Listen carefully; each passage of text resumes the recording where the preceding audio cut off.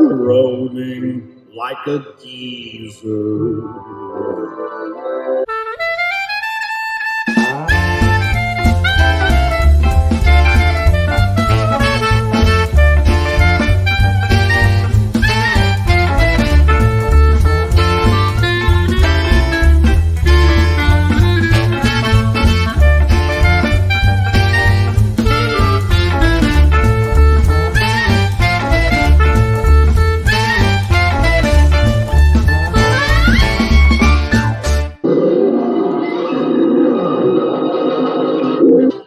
Put one foot in front of the other, and soon you'll be walking across the floor. Put one foot in front of the other, and soon you'll be walking out the door. You know, it may be too early for Christmas, but it's never too early for Rankin and Bass. At least that's what you guys believe, because you voted it in. You could have had Gumby and Pokey and Davy and Goliath, but not Davy and Goliath. What was the other one they did? I can't remember. Anyway, or Leica Studios, which Kelsey has a beef with Leica. We'll talk about that. Or Will Vinton Studios, which it used to be before Leica bought it. And you guys were like messaging me going, what is this stuff? I've never heard of any of this. And I'm like, come on, man. That's what Google's for. No, we're here. We're vintage. We're here to bring education and history back to the forefront. And so, yeah, we were dropping all the way back into the 60s and a little bit into the 70s with Rankin and Bass. They were stop motion animation, did all the Christmas specials and different holiday specials. And they also did a couple of animated things like Lord of the Rings and The Hobbit. So there's a variety of things that we can choose from, but I won't be the only one choosing. We've got the rest of the gang. Let's bring them on in.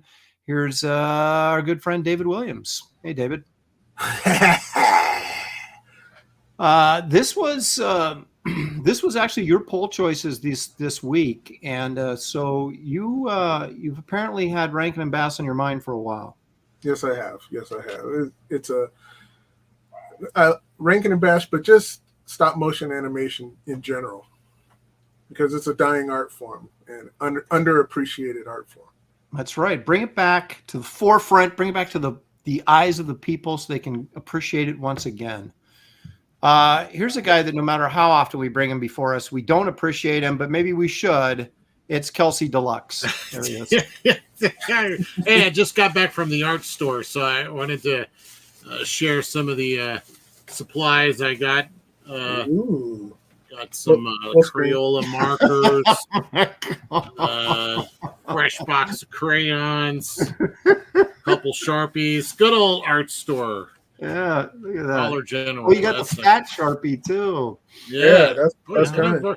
They have variety of art supplies here at the dollar store. The art store general.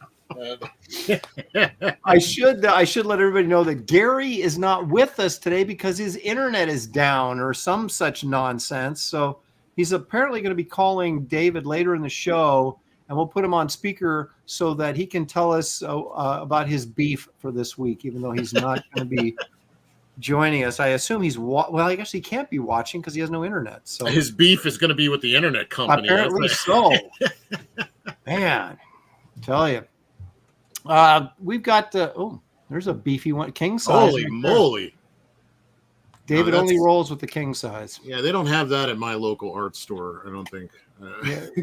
Those are $2 pens. That's why they don't have them in the dollar store. Those are the kind you can get you high, right? When you sniff them. Dude, that happened to me once. I was doing a commercial art job. I was working in a commercial art studio, and everything was markers. You know, when we were doing like storyboards and stuff. And I had this one illustration I was doing that, like, I had to cover this entire sheet of marker bond, 14 by 18 with a gradual gray tone fade. So I was for hours doing this, and oh my gosh, all the alcohol fumes that I was sniffing. I was high by the end of the day, man. It was really weird. I go, what is wrong with me? We don't need drugs. We got markers. Yeah, we got markers, you know. So cops came in, raided the place, took all the markers. High on Tourmaline. I know, it's crazy. Well, let's take a moment here and see who's in the chat. There seems to be a lot of confusion in the chat. Hopefully, we'll be able to clear some of that up today. Stealth X5 says hello. Thank you, Stealth. JAV Styler is here. Pastmaster Dan, Bibliobob, Cornelius the Critique is here.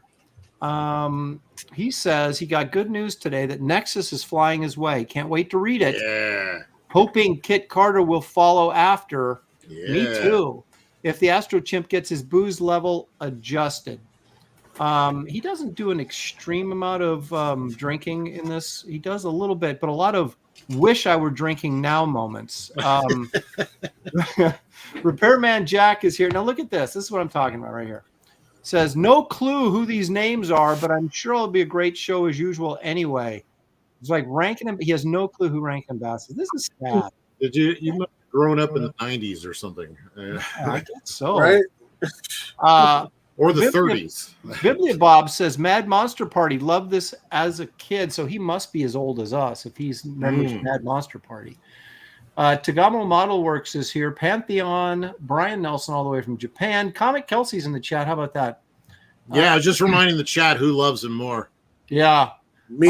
Don't listen to David. He's a lying. He's lying about me lying. Paul Taylor's grateful. He says, thanks, Kelsey. So, all right. Desticado. Just curious, does the topic include all the Rankin and Bass productions? Yes, it does. Let's see. Comic Kelsey's is not sure, but I'm doing Thundercats. Yeah, just the hell with it. And not only that, but I guarantee David's doing the same thing I'm doing. He knows exactly what character I'm doing, like last week. I don't know how. I haven't discussed it with him. But I guarantee he knows which character I'm going to do. Remember what happened? Remember what happened the last time you guys squared off and both chose Silverhawks? Remember what happened then? So. Yeah, I know. Yeah. It happens every time I square off against David. I'm really hoping this is not the case, but I know what David's going to do. So it's not Thundercats. I know that. Oh, thank God. Caleb Reynolds is here. CJ is here. Boy, Comic Kelsey is really active in the chat. Who loves you, chat? Ronan's here. Me. Ulysses Laser, excited for the topic. How about that? I adore The Last Unicorn and The Hobbit. See, a lot of people pushing for The Hobbit. I wasn't going to go that direction, but maybe peer pressure may get me there. What's The Last Unicorn? Rankin and Bass? Yep. Ah, I love that cartoon. That was a good one. Aaron gave Kelsey a wrench, but not Brohawk. Why would I give someone who's on my show a wrench? They don't need it. See, Aaron loves me. I love the chat. David, nobody loves you. Nobody loves David. Just go away. We're all, no, don't go away. Stay here. That's right. We're angry and jealous. Birdman Burr's here. Super busy at work again. Hail everyone. Hail Graybeard'S. But you know what? He's super busy at work, and yet here he is. That's dedication. Thank you, Birdman. Awesome. L.E. the Skibibdi Rizzler. Thundercats was Rankin and Bass, according to Wiki. Interesting. Mm-hmm. L.E. also says polls are for strippers. That's why we do vote on. Not the kind you vote on. Citizen Ronan's here. Derek the Dukester Clay is joining us. How about that? Daniel Russell calling me late Lopez. We were having a 4 conversation. minutes. 4 minutes late, I think, according to my clock. Yeah, we were here early. We were just conversing in the back room, and it's like you can't. It's like when you're going pee, you can't stop yourself midway through. When you're like when you're in a conversation, you got to get through the conversation, but you just can't stop. Conversation is like pee. Yeah, it is. It's like a pee flow. It's just got to go until it runs out. Oh my gosh! Like Dad's Den of Pop Culture says. Is Aaron delaying the stream because he's scared of losing? I'm not saying he is. I'm just asking questions. Just questions, man. Questions. All I can say is answer this. There you go. It's just questions, man. It's just questions. Duck Bacon is here. Lone Star Viper offering his salutations. I think that's very nice. What the world? Daniel Rose says, Aaron, you should go on a cockfight versus Rini and settle that she's better than you. What? What?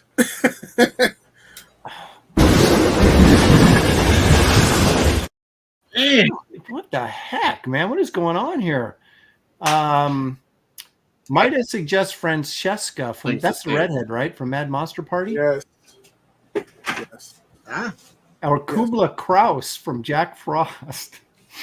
Actually, he's that Russian dude with the long beard and he has the big old high Russian hat. You know what I saw by accident last night? It was quite shocking. It was a live action Santa Claus is Coming to Town, and it had like Heat Miser and Snow Miser. It was one of the you talk about the Star Wars holiday special being bad. This was like next level horrific. Oh my goodness. Was it made back then? Back in the day? It was made in 1974. Oh. Wow. Horrific. But I will say this, Heat Miser had like hot chicks backing him up and they're all like scantily clad. And then Snow Miser had hot chicks that were scantily clad backing him up. So there was that. Oh, God bless the 70s. Yeah, but boy, I'm telling you, I don't know whose idea it was to do that, but it was a bad one. Bloody Drake is here. Mike TV Dub. Did I say Squibs? I'll say it if I didn't. I'll say it again. Hidden Hand Media. Mike. Oh, I'm sorry. We already said Marcus Killigrew, the purveyor of all things pop culture knowledge, is here. Philip Tahaye.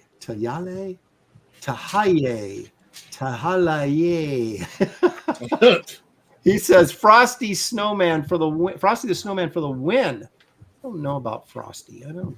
That was one of my least favorite Rankin and Bass cartoons. Does he have any guns? No, but he could. He could. Okay. Old Dirty Fatties here. Caleb Reynolds, Matthew Mumma. Stop motion is awesome. Thank you. Appreciate that. Ronan's here. Mumra. Wesley Gleason says, I'm drawing Heat Miser since it's so damn hot out there. Oh, my God. gosh, it's 100 degrees still out here today. Oh, it's awful. There we go. Stealth X5, $2. Hello. He has the regular hello than the $2 hello. We much prefer the $2 one, but we'll take them both. Headless Bourgeoisie says it's great that there are art supplies available near every Waffle House and halfway house in America. Oh my good thing for me. Right next to my right? halfway house. Yeah. Well, you can leave your home, get breakfast and art supplies, and you're right back home again. So it's amazing. Richie Duke, go check in with my parole officer. That's right. Here, I found Gary. There he is. Gary's making an appearance. Geek Avenger says, tweet all your cat pics to Gary. He says, my tagline is stuck like this. People tweeting Gary cat pics might have crashed his internet. Benjamin Soto, he's a monster. Custom God. Henry Bemis, all the way from Oregon, is here. Brent Mackey, marker fumes give me a slight head buzz. There you go. Confirmed. William Wellborn. Hail Aaron and Graybeard'S. Hail chat. Thanks for joining us. Captain Bipto is here. Buttface McBooby is here. It's not just a name. That was a good one. Bedroom Beethoven. Hey, Aaron, I'm the one who bought the cable. Oh, okay. Thank you. I'm going to show that in a minute. Thank you for that, Bedroom. Wizard Sleeves, who constantly confounds Gary, but Gary's not here to be confounded. No Madaman's here. Toxic Dust 13. Don't you love some of these names? I've got Heartburn. No, I actually do. I have Heartburn. It's not a name. Yeah, I thought that was a name for a second. H is for Heretic for $2. No Gary Martin, just like getting a Shemp. Wait a minute. Jimmy Owens for $2. Thanks, Jimmy. Hope you and Shelly are well. Graybeard'S too. Thank you very much, Jimmy. Appreciate that. Fat Tony's joining us. Corn Dog's the best of the breaded worsts. There's Philip. He's giving me the pronunciation Tahali. That was one of the 5 I tried, I think. Tamale. Tahale. Oh. Yeah, I don't want to say tamale, but it's Tahale. Or Tahali. I'm sorry, Tahali. Tahali. Sounds Which Hawaiian. way to Hall E? Tahali. Yeah. Okay. Tippy Tail McKitty is here. Phaser Face. Hulk Smash. Mike White. Is there a Mike Black? Oh, Mike Wilkie. I'm sorry.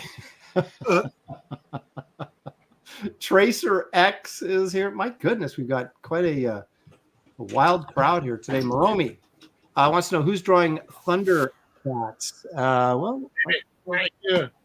Aaron, don't forget, Fraga said he'd be on Graybeard'S next week. You need to remind him. Okay, now is not the time to remind me to remind him. Like 2 days before our show next week, remind me to remind him. Okay, so anyway, here we are.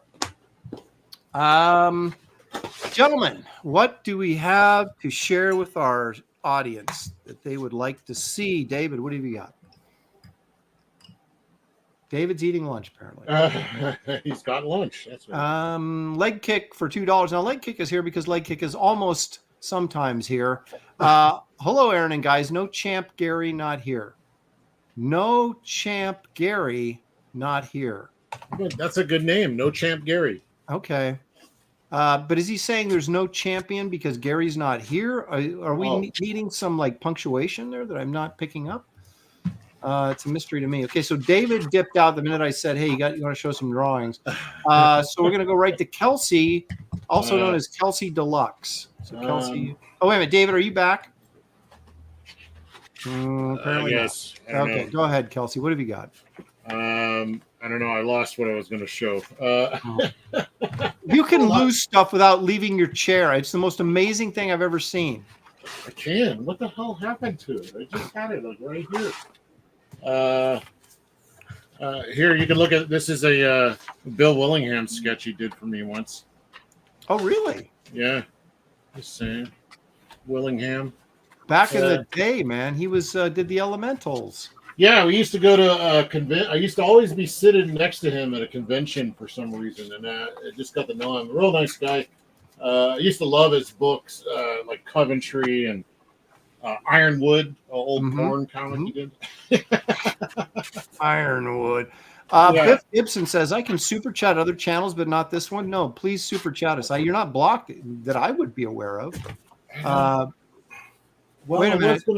Whoa, Tracer X is starting some gambling in the chat. He says $5 to Brohawk for the win. So I don't know. Is that a bet? I think it sounds like it is. Here we go. From Haktua girl from internet fame. Apparently did really well. Yeah, she's doing really well for herself right now, apparently. So yeah, good for her, you know. Yeah.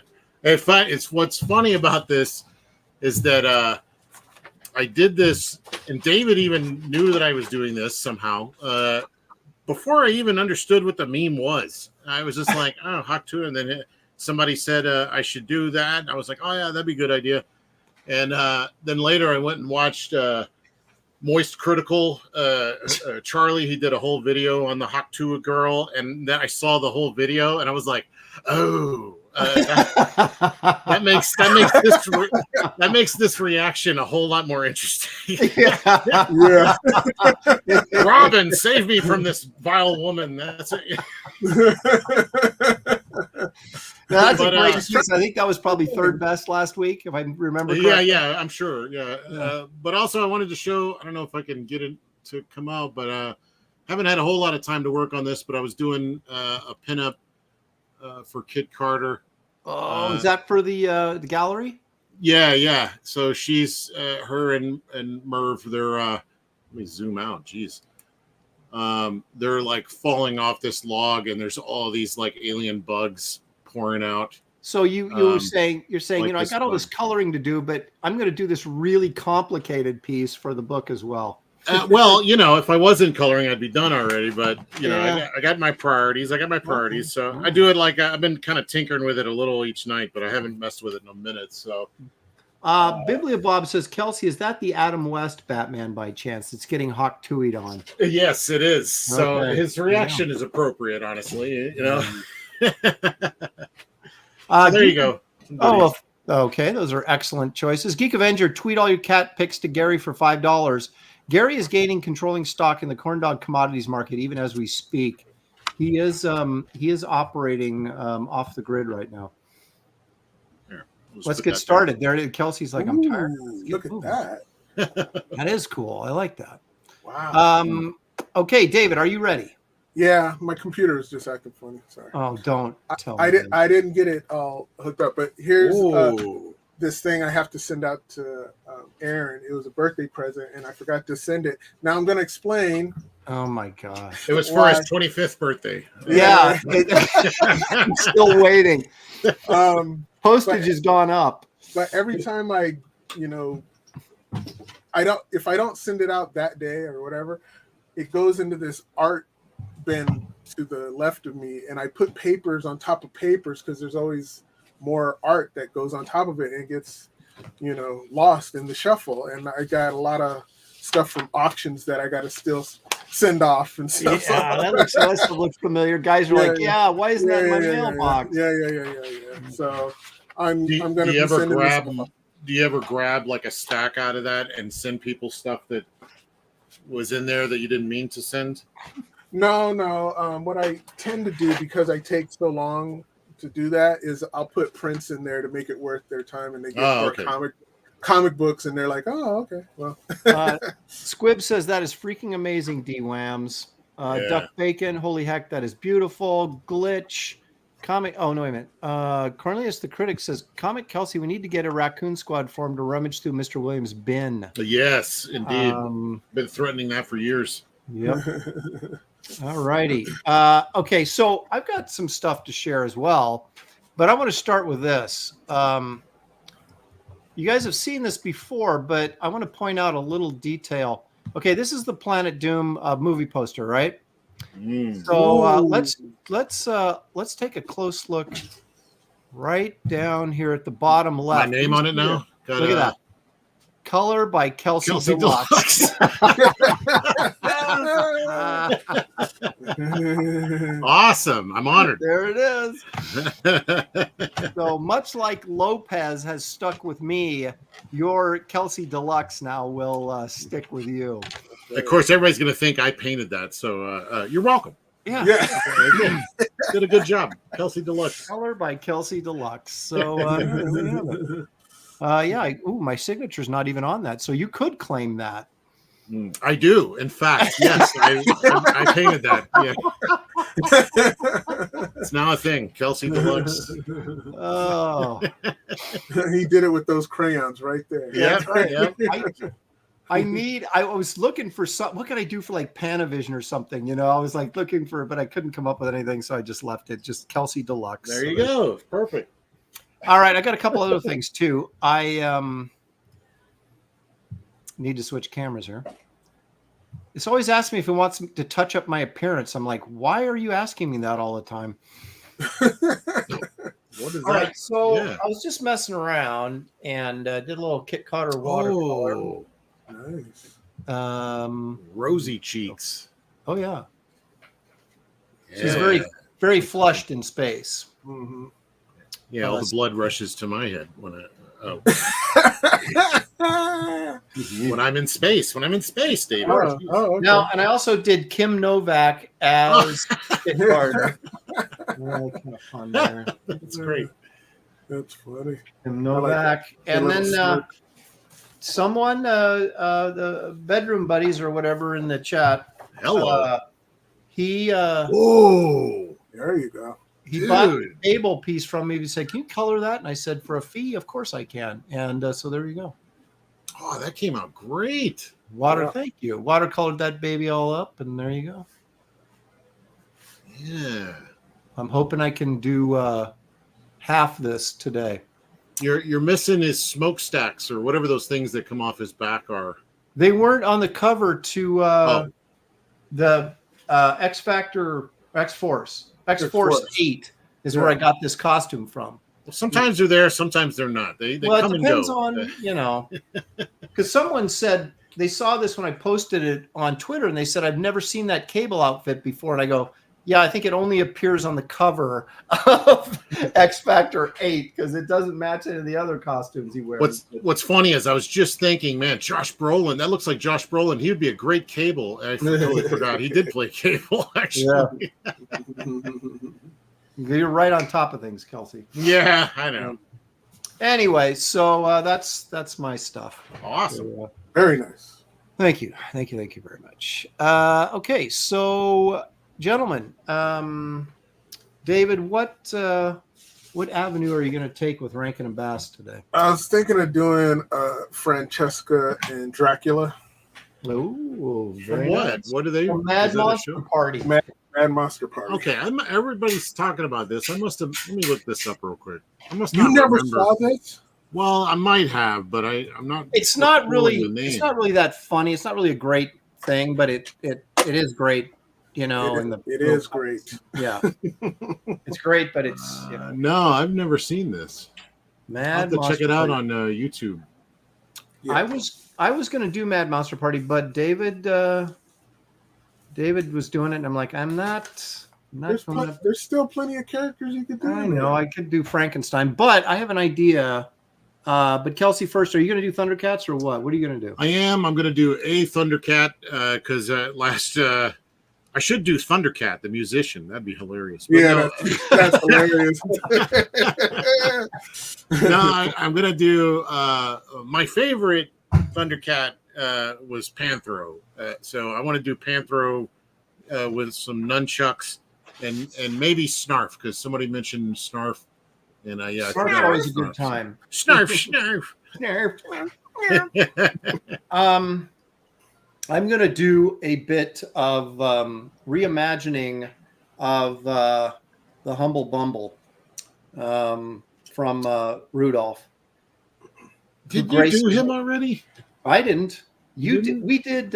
We did Christmas specials, if you recall, very early on, and I did the Grinch, and you did the Cold Miser. Cold Miser, and David did Batman.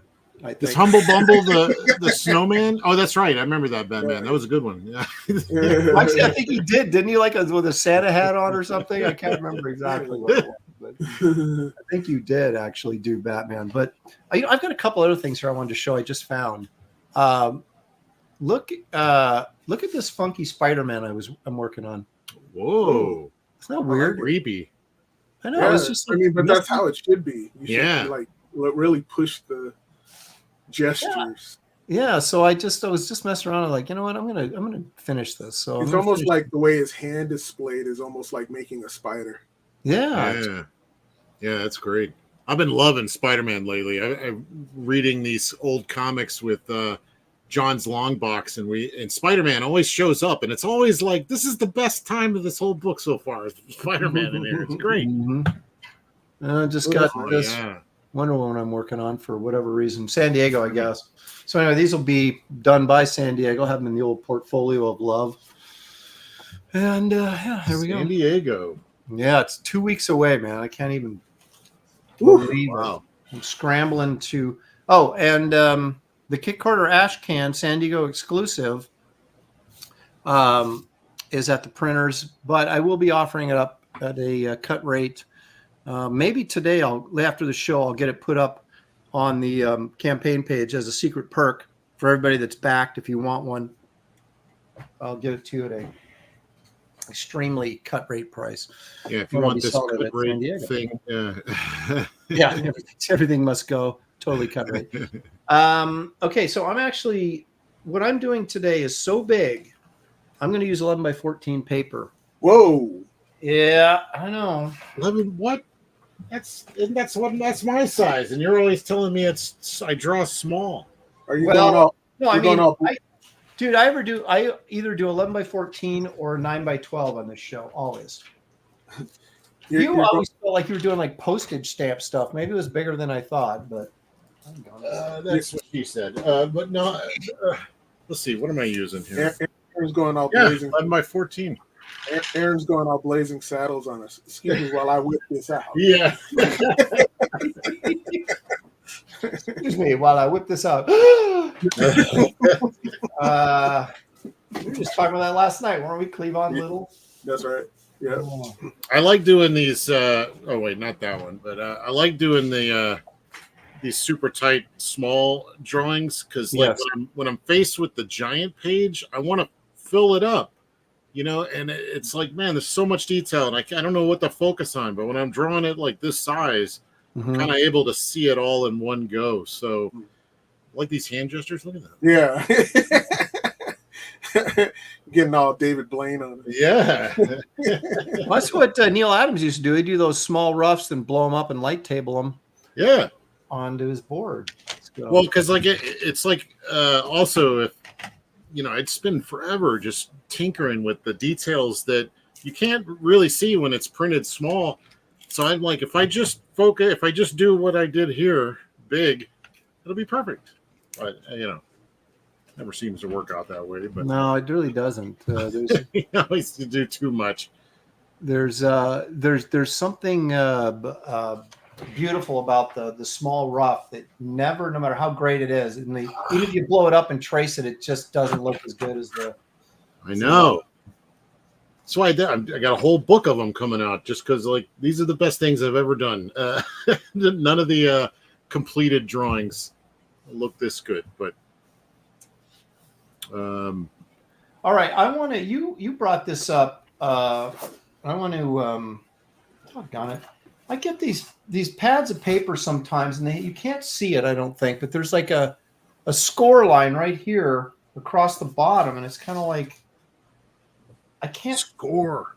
Yeah, it's like I took one back because of that, and now I just bought a new one. It's got it. Wonder if they took the one I took back, put it back out there, and then I picked it up again. Wouldn't that be the sad irony of all of this? Anyway, okay. So you have a beef with Leica Studios. Oh yeah, okay. So give me the story here. What's your? Well, I mean, first off, let me just say I like Leica a lot. So it's kind of like a weird, kind of half-hearted hatred of Leica, but. Because I love Box Trolls was great. I thought Coraline was great. I thought just about everything they've done is great. I didn't like Kubo as much, but maybe that's because I don't really.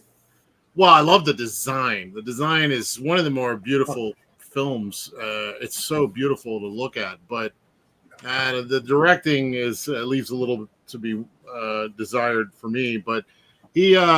That was directed by Ted Knight, I think, or Ted Knight from Mary Tyler Moore. No, from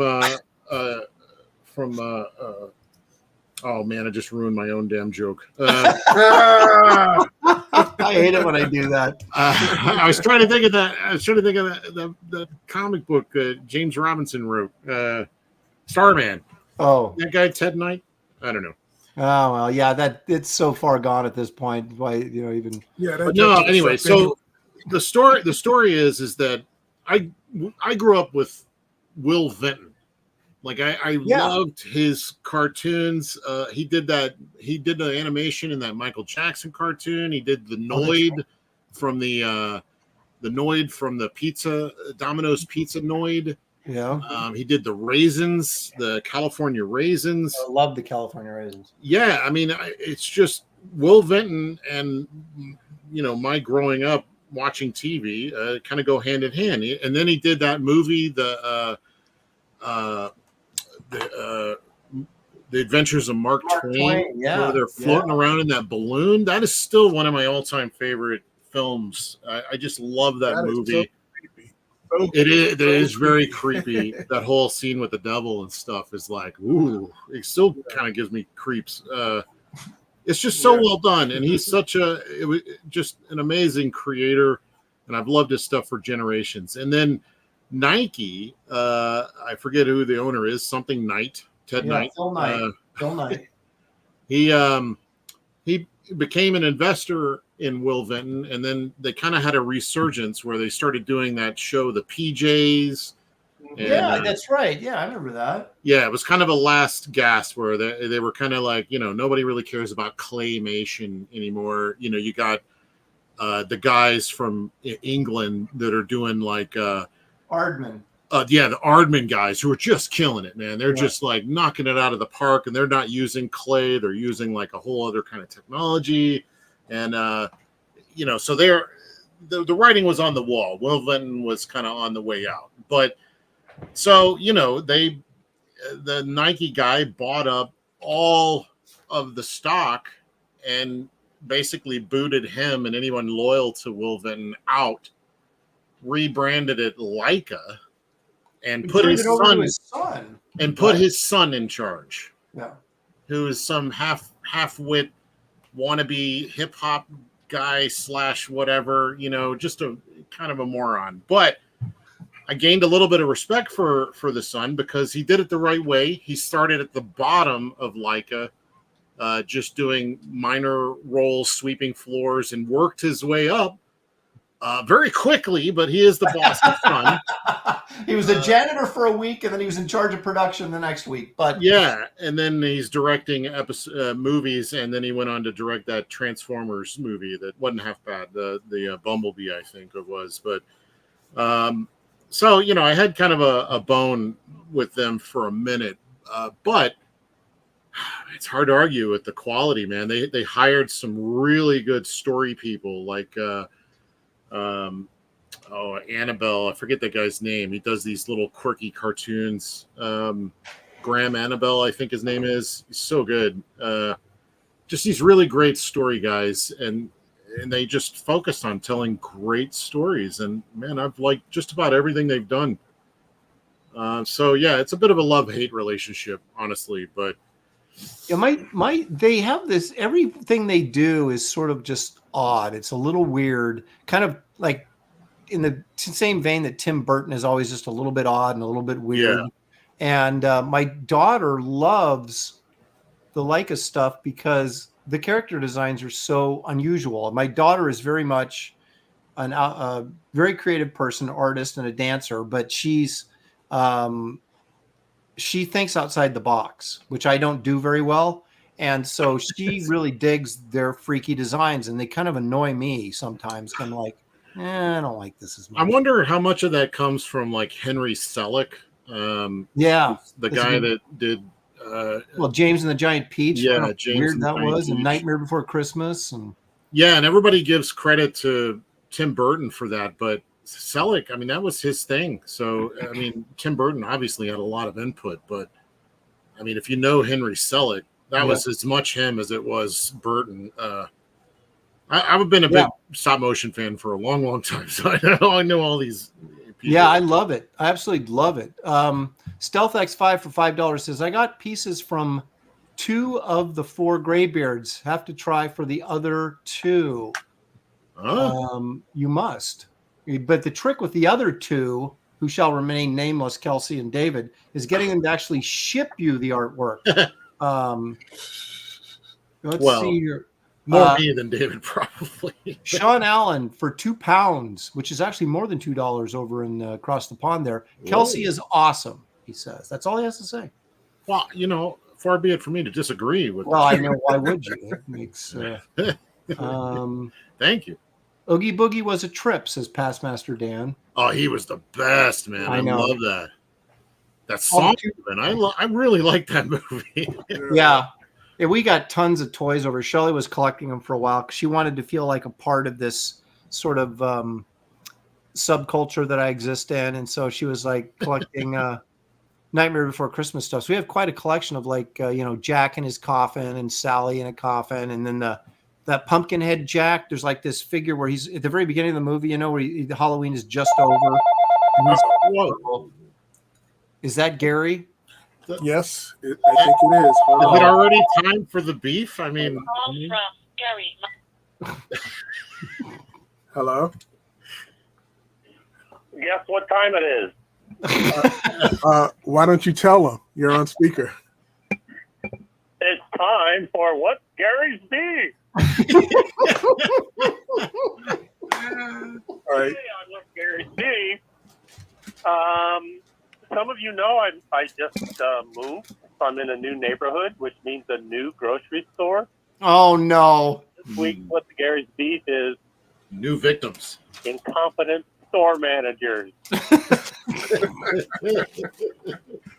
Okay. So, my new nearby grocery store is Safeway, and I haven't checked out the corn dog situation, but I was in there the other evening picking up the milk for my breakfast cereal for the next morning. Mm-hmm. So that next morning, I pour my milk on my delicious frosted shredded wheat, Ew. and the milk was sour. Oh, Oh, no. no. Oh, sour, and the expiration was about a week away.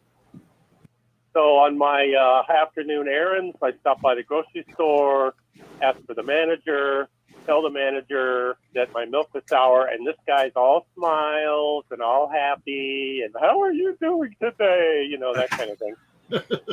And he says, well, do you have a receipt? And I had the receipt, showed him the receipt, and he was trying to be all jolly and say, well, the receipt's all wrinkled, so you owe us $10.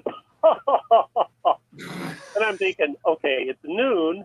I haven't had my breakfast yet because they sold me sour milk. And this guy's trying to laugh it off. So I said, well, can I just exchange this sour milk for another one? He said, yeah, sure. Just go back there and get it. And I said, well, wait a minute. How do I know I'm not going to get another sour carton of milk? And he just kind of looked at me, and I said, has anybody else complained about this? I mean, if one has gone bad, more have gone bad. It can't just be this one. And that wiped that silly grin right off his face. Realized he was in trouble. And he says, well, okay, let's go back there and check them out. And as we're walking back there, I said, if you have another batch that's a later date, then I'm guessing it might be okay. But if you don't, how do I know some of these aren't sour too? Because, you know, they come in crates. They don't come one at a time. And he said, well, this batch came in yesterday, and it was pretty hot, and it maybe sat out for a second. I was like, come on, it takes more than a second for milk to go bad.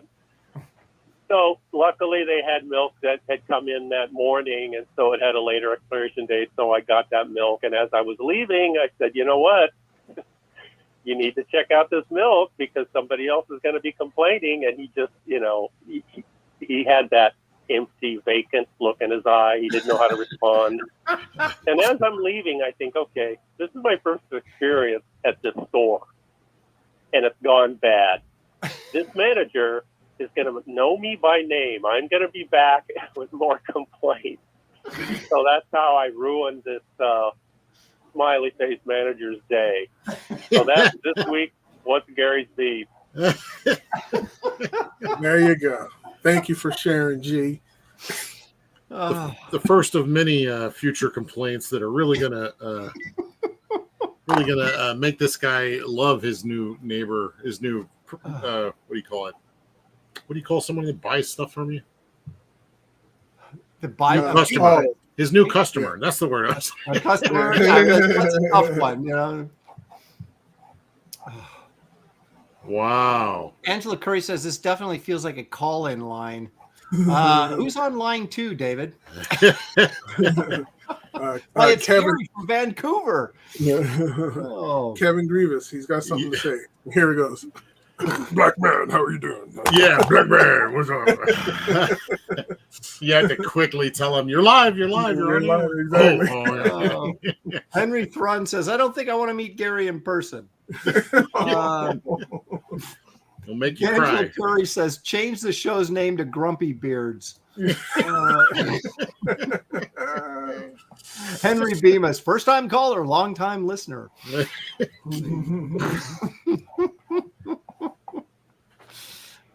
So anyway, we were grousing about something else when Gary called. It was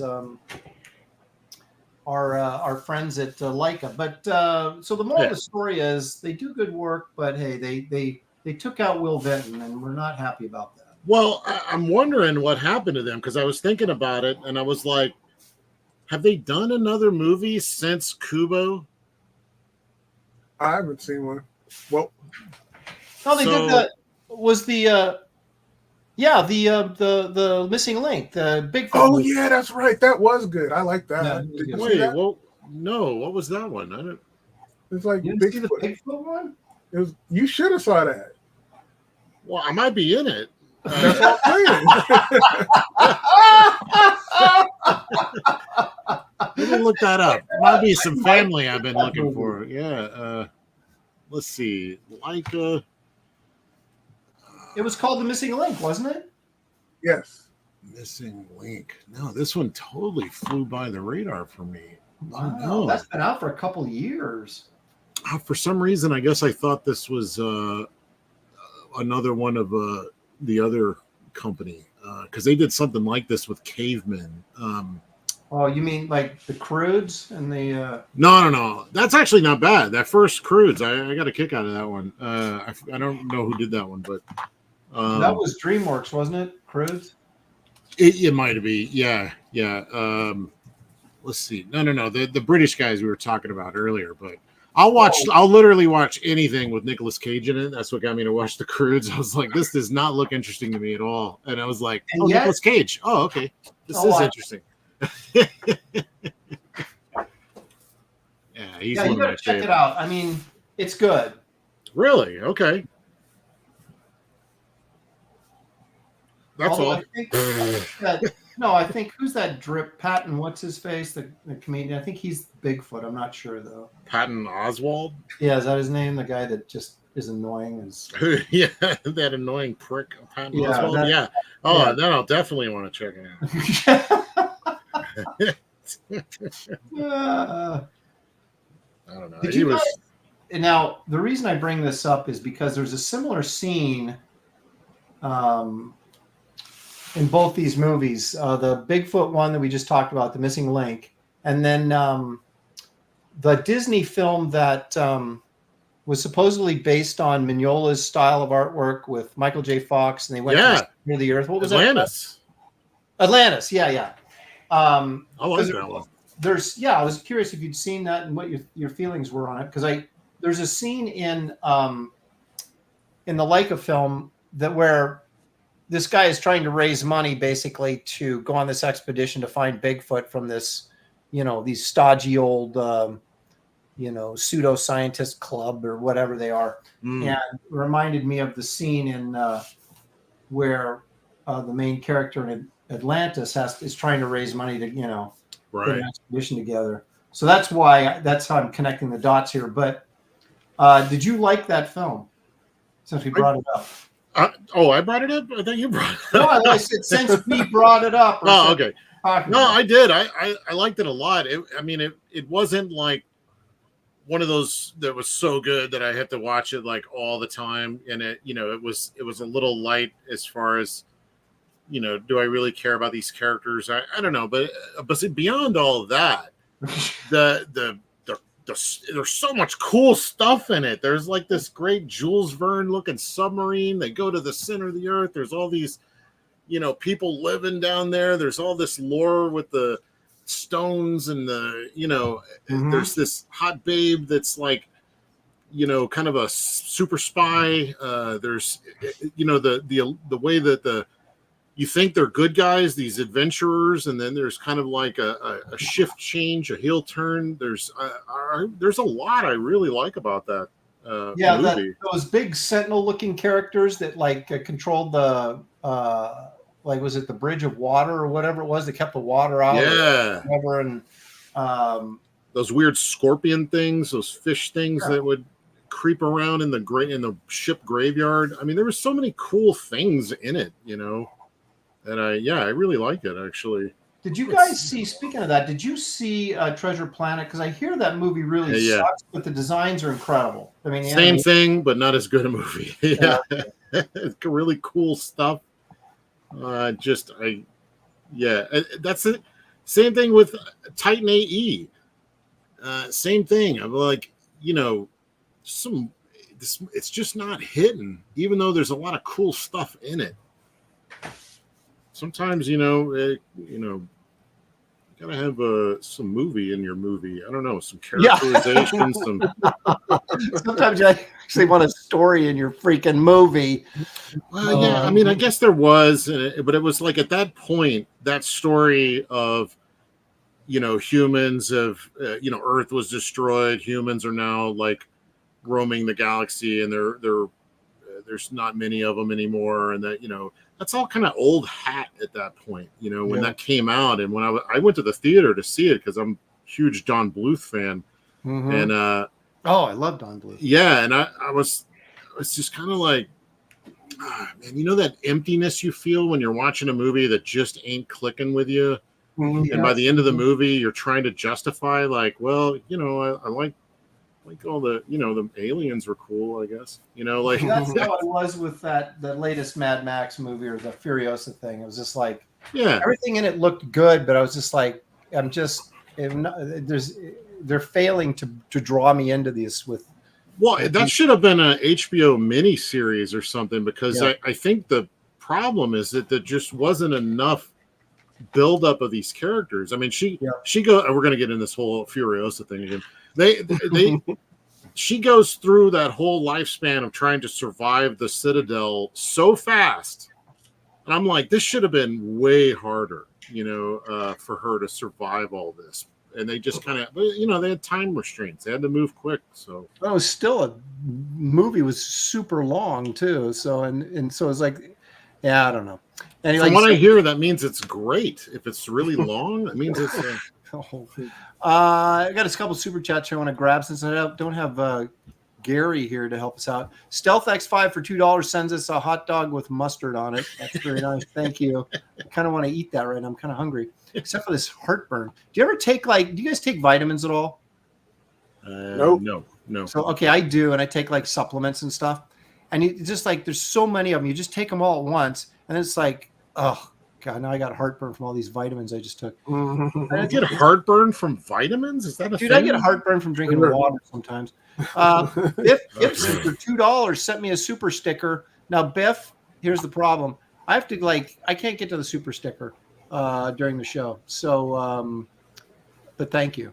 I'm sure it's brilliant. I will, I'll look at it later and tell you how much I loved it, but I do appreciate you doing it. Wesley Gleason says, I agree with Kelsey. Oh my gosh, that's like twice on the show already. About what? What did I? That it should be a miniseries. Oh, yeah. I think it would have been so much better if they'd have just gave us more information, more about the characters, more of the struggle, tie it in better to the overall series of it. But it was still good. I still enjoyed it. Yeah. I've gotten a lot. Look, I went through a whole phase in the I guess the early 2000s. Well, maybe not the early 2000s, because Gladiator came out in 2000, and that was pretty rocking. And then, but more and more just terrible movies just started coming out. There was always some gems in there. I'm not saying all of it was bad, but I just got to the point where I felt like I was hating everything. And I just made a point to myself of just let it go, dude. Like you're not going to enjoy anything if you're holding everything to this high standard that, of these great movies of the 80s and 90s and 70s. And, so I just kind of learned to turn my brain off a little bit and not be so critical, and enjoyed a lot more movies lately. What you're saying is you learned how to quit worrying and love the bomb. Exactly. Yes. Make sure we're clear on that. Well, I mean, I've liked, I've been entertained a lot more lately, or not lately. I can't, after. Except for Godzilla, that didn't do it for you. I haven't seen it yet. I need to still see it. Oh, you're okay. So you're bad mouthing the special effects, but you can see them clearly. They're like, and then it won the Academy Award over the one that we made here, which the Godzilla where he's running through the city with King Kong, and I'm like, this is freaking insane. And that circa 2001 era effects of Japan, that's winning the Academy Award. I smell fishiness here, and it ain't just the sushi from Japan. All right, something's up, and it's emblematic of I didn't see that movie, even though I like that Bunghole Joe or whatever. Who's that guy from South Korea? Bunghole Joe. What are you talking about? He's the guy that made he's the guy that made the train going, the snow train with the guy that played Captain America. Yeah, but I thought you said Bunghole Jones. Well, that's his name, right? Bunghole Joe, or no, Bunghole or Bung-ho? Bong Tok Joe. I honestly can never remember his name, but he's super good filmmaker. I really like his movies. But I still haven't seen the one that won the Academy Award.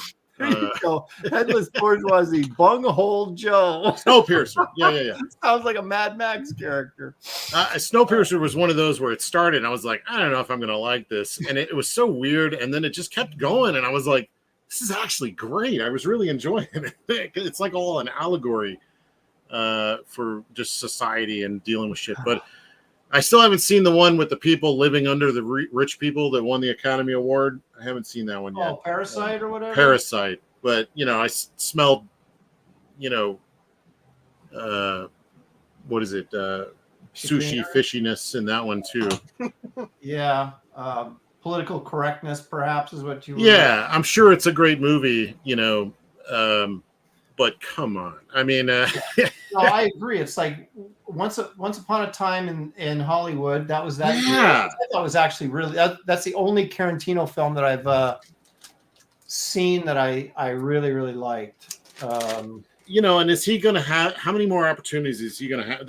What they're going to do is they're going to give Tarantino his Oscar on his last movie, and it's going to be like, a movie, why didn't... Yeah, it'll be okay. I'm like, well, it's no Once Upon a Time in Hollywood or anything, but it's pretty good. Give him his honorary Oscar so he can go off and like they did with DiCaprio. DiCaprio's made so many. He's done so much better in movies than that one where he ate raw fish, and they just like gave him the he got eaten by the bear, CGI bear. Yeah. It's a good movie. I enjoyed it, but I'm like, what of all the things you could have given this guy an Oscar for? Hell, his role in that one with Jamie Foxx, the Django, he was creepy in that, man. I was like, dude, he's really good.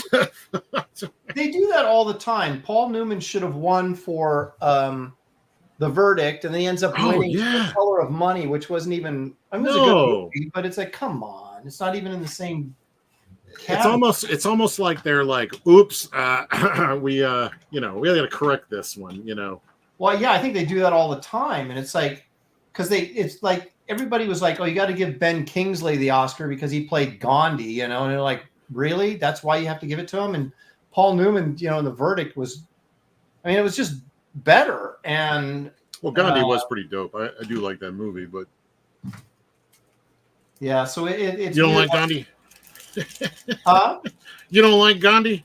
A little too longy for me. Long means it's great. No. If it's long and nothing happens, that's not a great movie to me. I liked it. It was one of those I saw way late. There was a lot of movies that, when I was getting into movies, I was like, oh, let me check this out. I can't get this open. Now, I will say this, and this is kind of a hot take, perhaps, but that's all I got. Yeah, that's all I got is hot takes. Here's a hot take for you. We have almost 600 people watching right now. I'd appreciate it. Biggest audience we've had. Rankin and Bass pulls them in, folks. Yeah, it does. So here's the formula: stop motion and no Gary. There you go. So, but if you guys wouldn't mind hitting the like and subscribe if you haven't already, greatly appreciate that. We do appreciate your participation, and it does help the channel grow. So we thank you for being here today. And I want to thank Son of Liberty Radio for $2. He says, Kelsey says size matters. So that's how he interpreted what you just said about longer movies. So that would, yeah. I'll just go with that. I don't.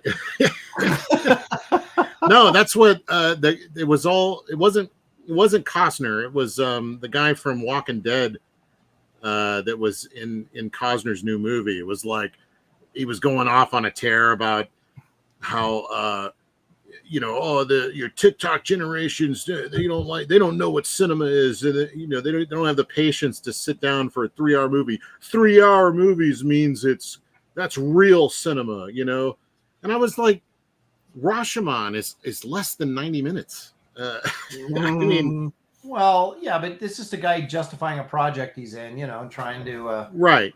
Yeah, but, I didn't have like a hard stance on it. I was just like, come on, man. Long does not make good. No, and I don't mind long movies, but Judas Priest, man, if it's going to be like over 2.5 hours, give us an intermission so we can get up and take a whiz. I mean, my gosh. Yeah, right. You don't want to be sitting there the last 45 minutes of a film in complete agony because you got to pee so bad, but you can't leave because I mean, come on, man. That's all I ask. I don't think that's too much.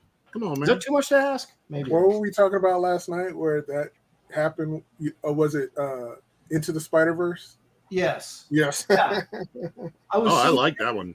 I was so ticked though because it just kept going on, and I was like, I gotta pee. When's this movie gonna be over? And then it was like 2.5 hours into the movie, and I'm like, this movie is not even close to being over. How long is it? And then all of a sudden it just ended, and I was like, what do you mean it's continued? I was so into it at that point. It started really rough for me. And I was like, oh, man, I don't know. This seems real wonky. And then it just got better and better and better. And when that ending came up, I was like, no! I was so like, yeah. No! Oh, my God. You gotta wait 2 me. more years now or 3 years or whatever till we see it again. Yeah, I actually wrote to one of the directors who I know a little bit. And I was like, it's like, oh, man, I don't remember that. I mean, it almost made me cry, that movie. I was like, I don't think I've ever almost cried in an animation film. Did you go? Could you tell me how the second one ends? Because I can't wait. Did you? Well, it ends with the kind of a cliffhanger. No. I mean the second one we're waiting for. How what happens? So you don't have to wait any longer. Can you guys give me? Oh yeah, you mean ask him? Yeah. They probably don't even know. You know how they make movies nowadays. That's true. They've got to be. If they knew they were doing a sequel, they had to have been well into it by the time that one was released, right? Because this takes years to make those movies. Yeah, from my experience, they kind of. I mean, it sometimes doesn't get locked until well into production. So I mean, they change stuff on the fly. They see things that aren't working, so they'll redo whole scenes sometimes. So they may have like a loose idea, like, oh yeah, we're gonna go here with it. But yeah, I got really into that movie. It's one of those things where sometimes it has to be the right time, because like I could watch it again and not get the same effect. It might, but if it is good, if it does truly stand up, then I'll watch it again and it'll still have that same effect. Well, I did really like it. I'm not saying I didn't like it. I just was like, I got to go to the bathroom in this movie. Were you at the theater? Yeah. Oh, okay. That's why. Yeah. I watched it. I'm not getting up and missing something, so I'm just gonna, I guess the moral of the story is don't drink a 48-ounce soda while you're watching a movie. I think the last one I watched was one of those new Star Wars movies in the theater, and I was literally falling asleep. Yeah, I was. Yeah, well, there you go. Yeah, and I don't even know; those are probably under 90 minutes, but it still felt really long. Yeah, I know that's bad. But you got like a short film, and you're like, "Geez, this is like." It feels like it's 3 hours long, and it's like you're at 85 minutes, and you're like, "Wow." Yeah, and I don't mind those movies as much as everybody else does. Again, because I've lowered my expectations for movies a lot. So, but there's still, there's a lot of these movies where they're just it's like they don't. When you're watching Indiana Jones, they just capitalize every moment so perfectly that I by the end of it, I'm just wanting to keep on going. Now let's keep going. Let's keep going. Yeah, exactly. It's like this doesn't. You're almost like. You're having such a fun time. It's sad when it's over. Yeah, and so few movies do that for me these days. That most of the time it's just like, yeah, that's pretty good. Yeah, thanks. All right. Thanks for the time. Appreciate it. Yeah. At this point, I'm just happy when a movie doesn't waste my time. That sounds harsh, but like I mean that. In the best possible way. Just don't waste my time, and we're good. And they can't even do that. Affectionately, of course. Yeah, they can't even do that half the time. So, but yeah. I like a lot of weird movies that most people don't. So, yeah, don't listen to me in regards to my movie advice. Oh, I don't. Yeah, exactly. Yeah. And you. Well, And Kelsey's we get talking along about just movies fine. like I'm tuning out. Let me know when he's done. I'm coloring already. I'm just saying. Wow. But I took a very easy one because I'm trying to get 2 in because I kind of want to do a little Lord of the Rings action too. But I had to get this Bumble idea out of my head. So.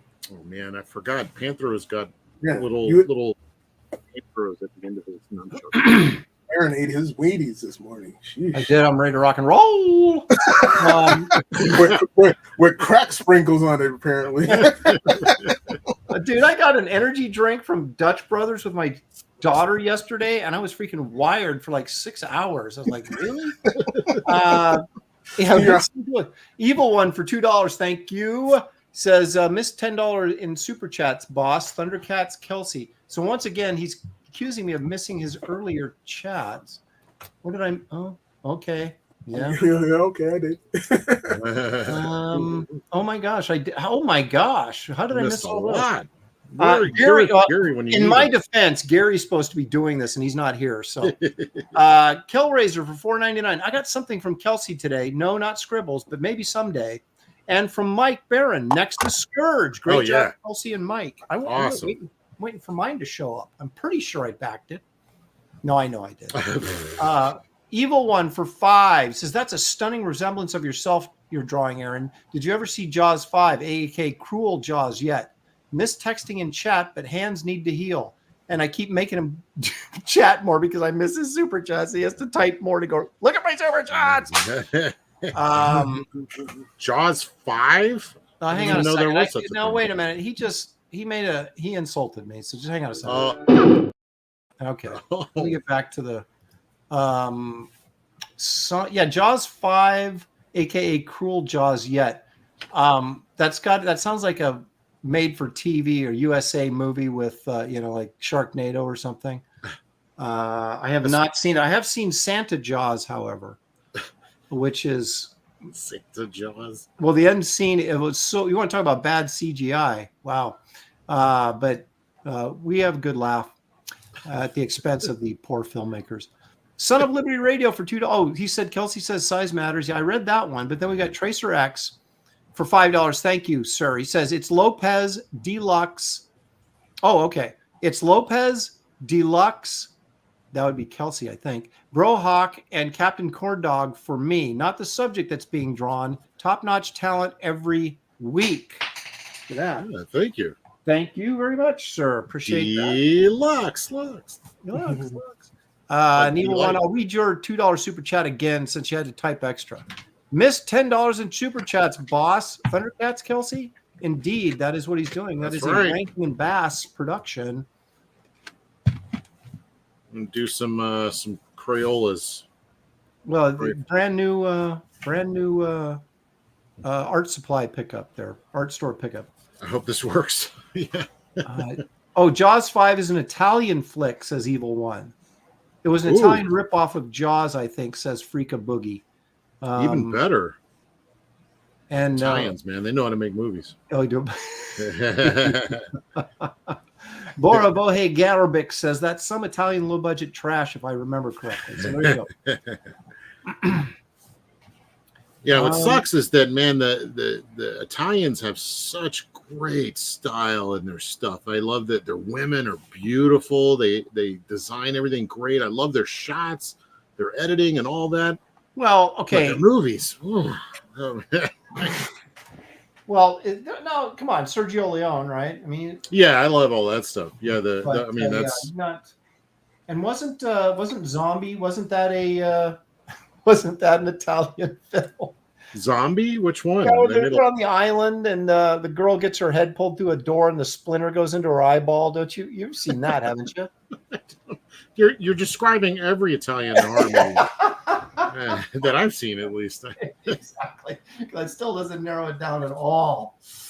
But I'm a huge Mario Bava fan. I did Blood and Black Lace, Bloody Sun, or was it Bloody Sunday? I can't remember. It's been a while since I've seen some of these. What was it? Planet of the Vampires, which I love. Planet of the Vampires. That's an old one, though. They're all old. Mario Bava made old. He was old. He made old movies. No. Well, they were new when he made them, but it was a long time ago. Is what you're trying to say? Trying to say. Yeah.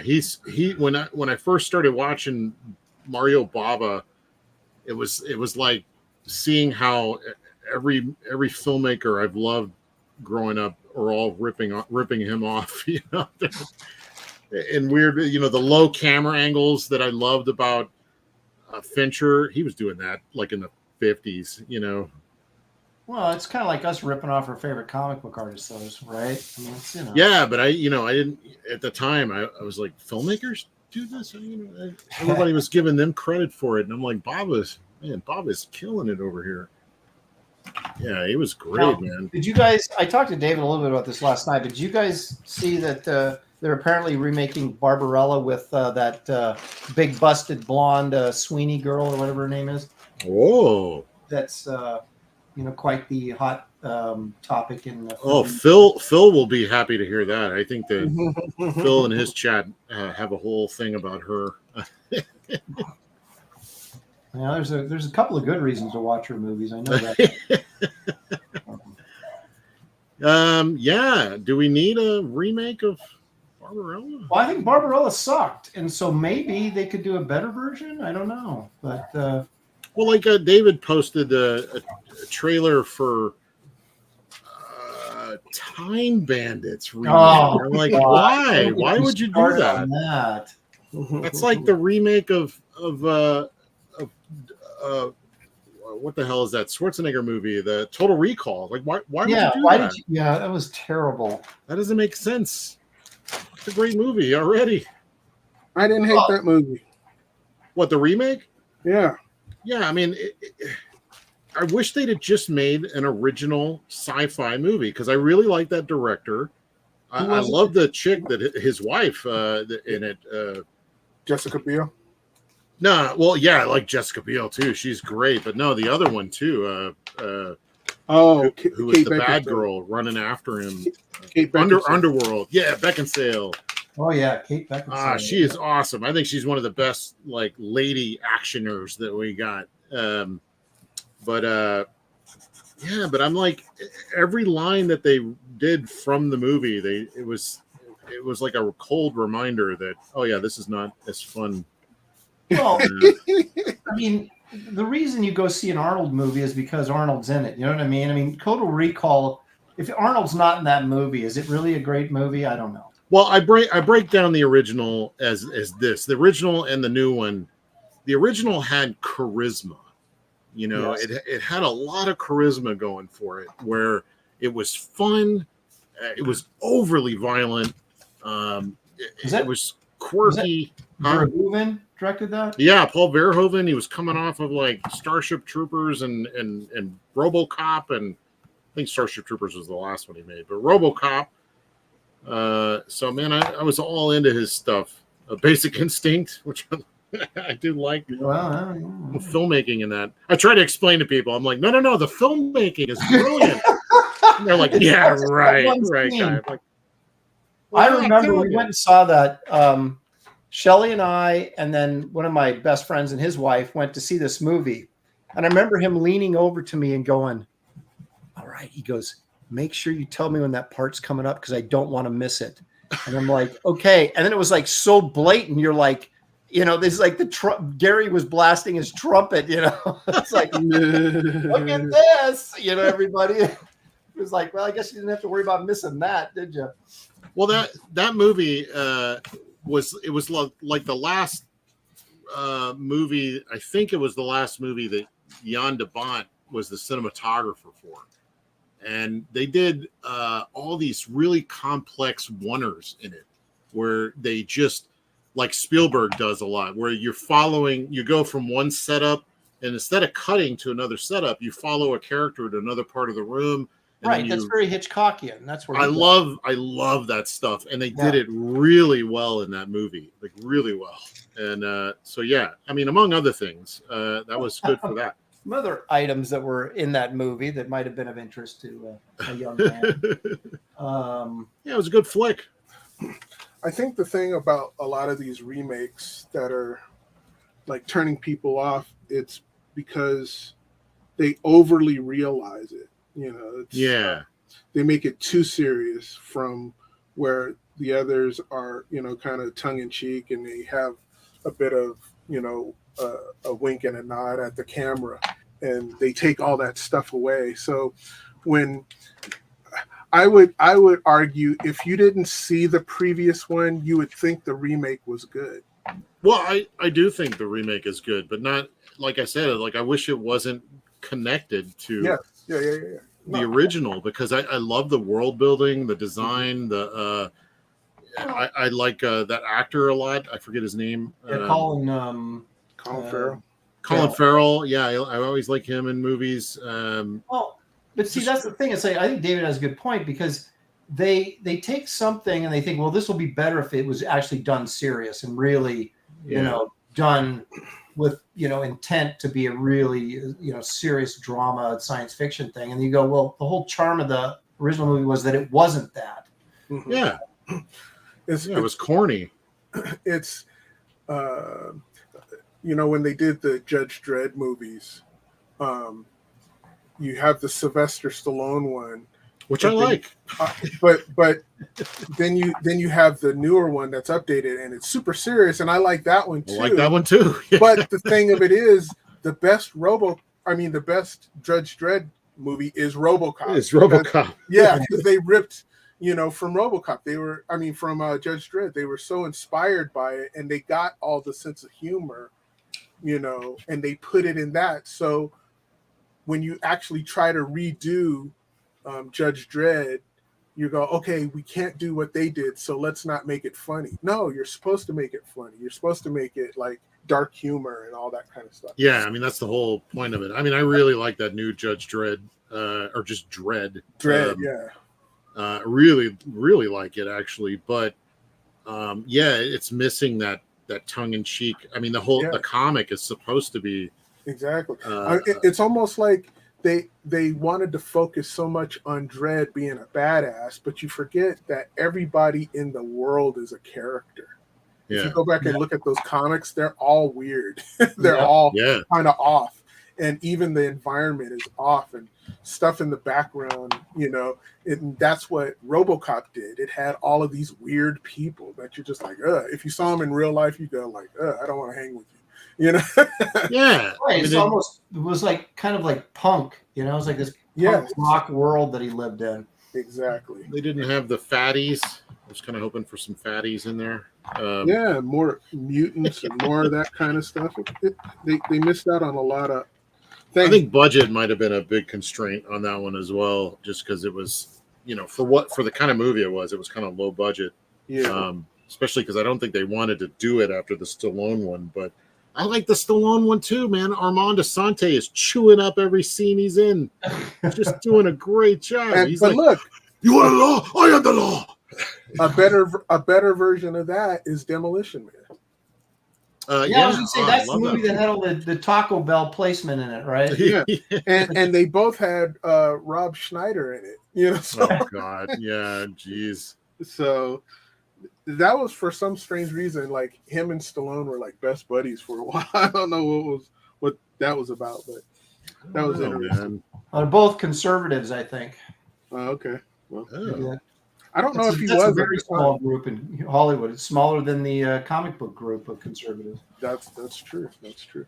But yeah, I mean, again, most of these movies that we say we hate, if we didn't see the original, we probably wouldn't hate these movies, because we're but then that's a perfect example of why you don't remake. You know, this is my point I was trying to get at last night on The Professionals, was that's why you don't remake good movies. Right. I don't necessarily agree with that totally. I understand where you're coming from. My gut instinct is to agree with you on that, but then just agree.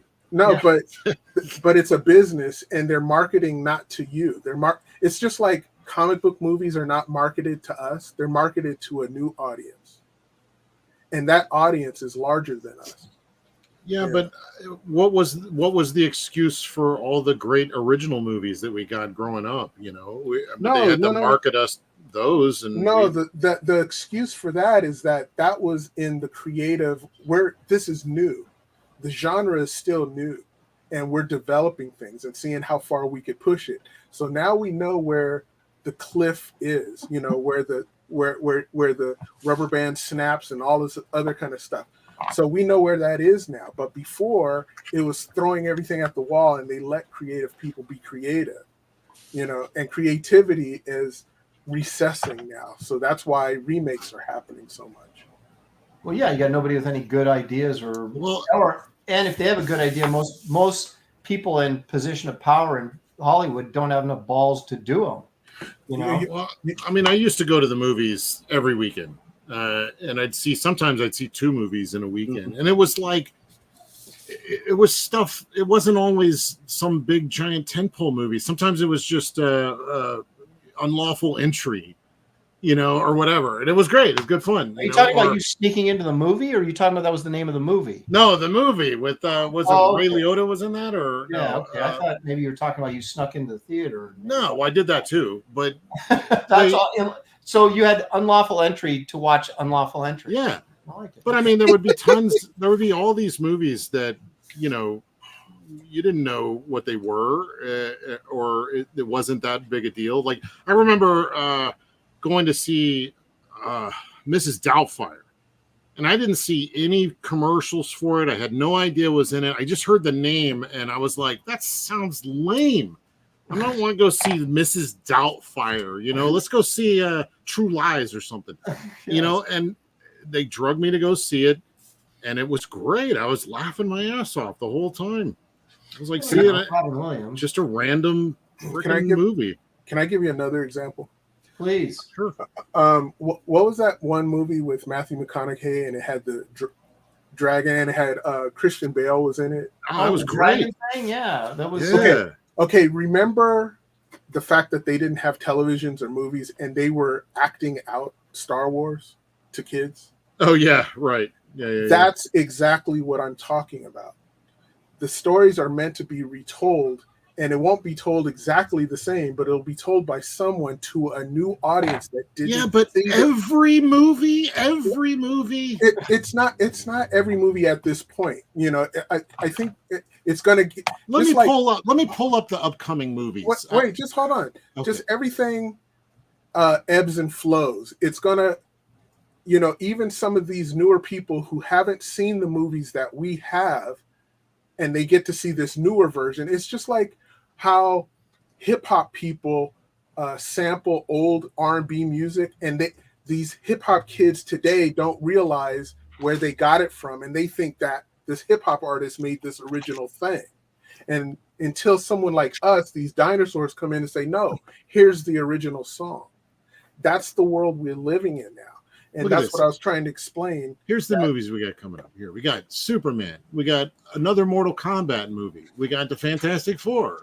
We got another 28 Days Later. We got Avatar 3. We got Batman 2. Untitled Jurassic Park World film. We got that's different. That's another How to Train Your Dragon. Another Insidious. Another Moana. Another Mission Impossible. There's nothing wrong with those. Those are brands that keep going on. But a remake of actual film, like, you know, Pelham 1, 2, 3 or whatever, you know, that kind of thing, that's different.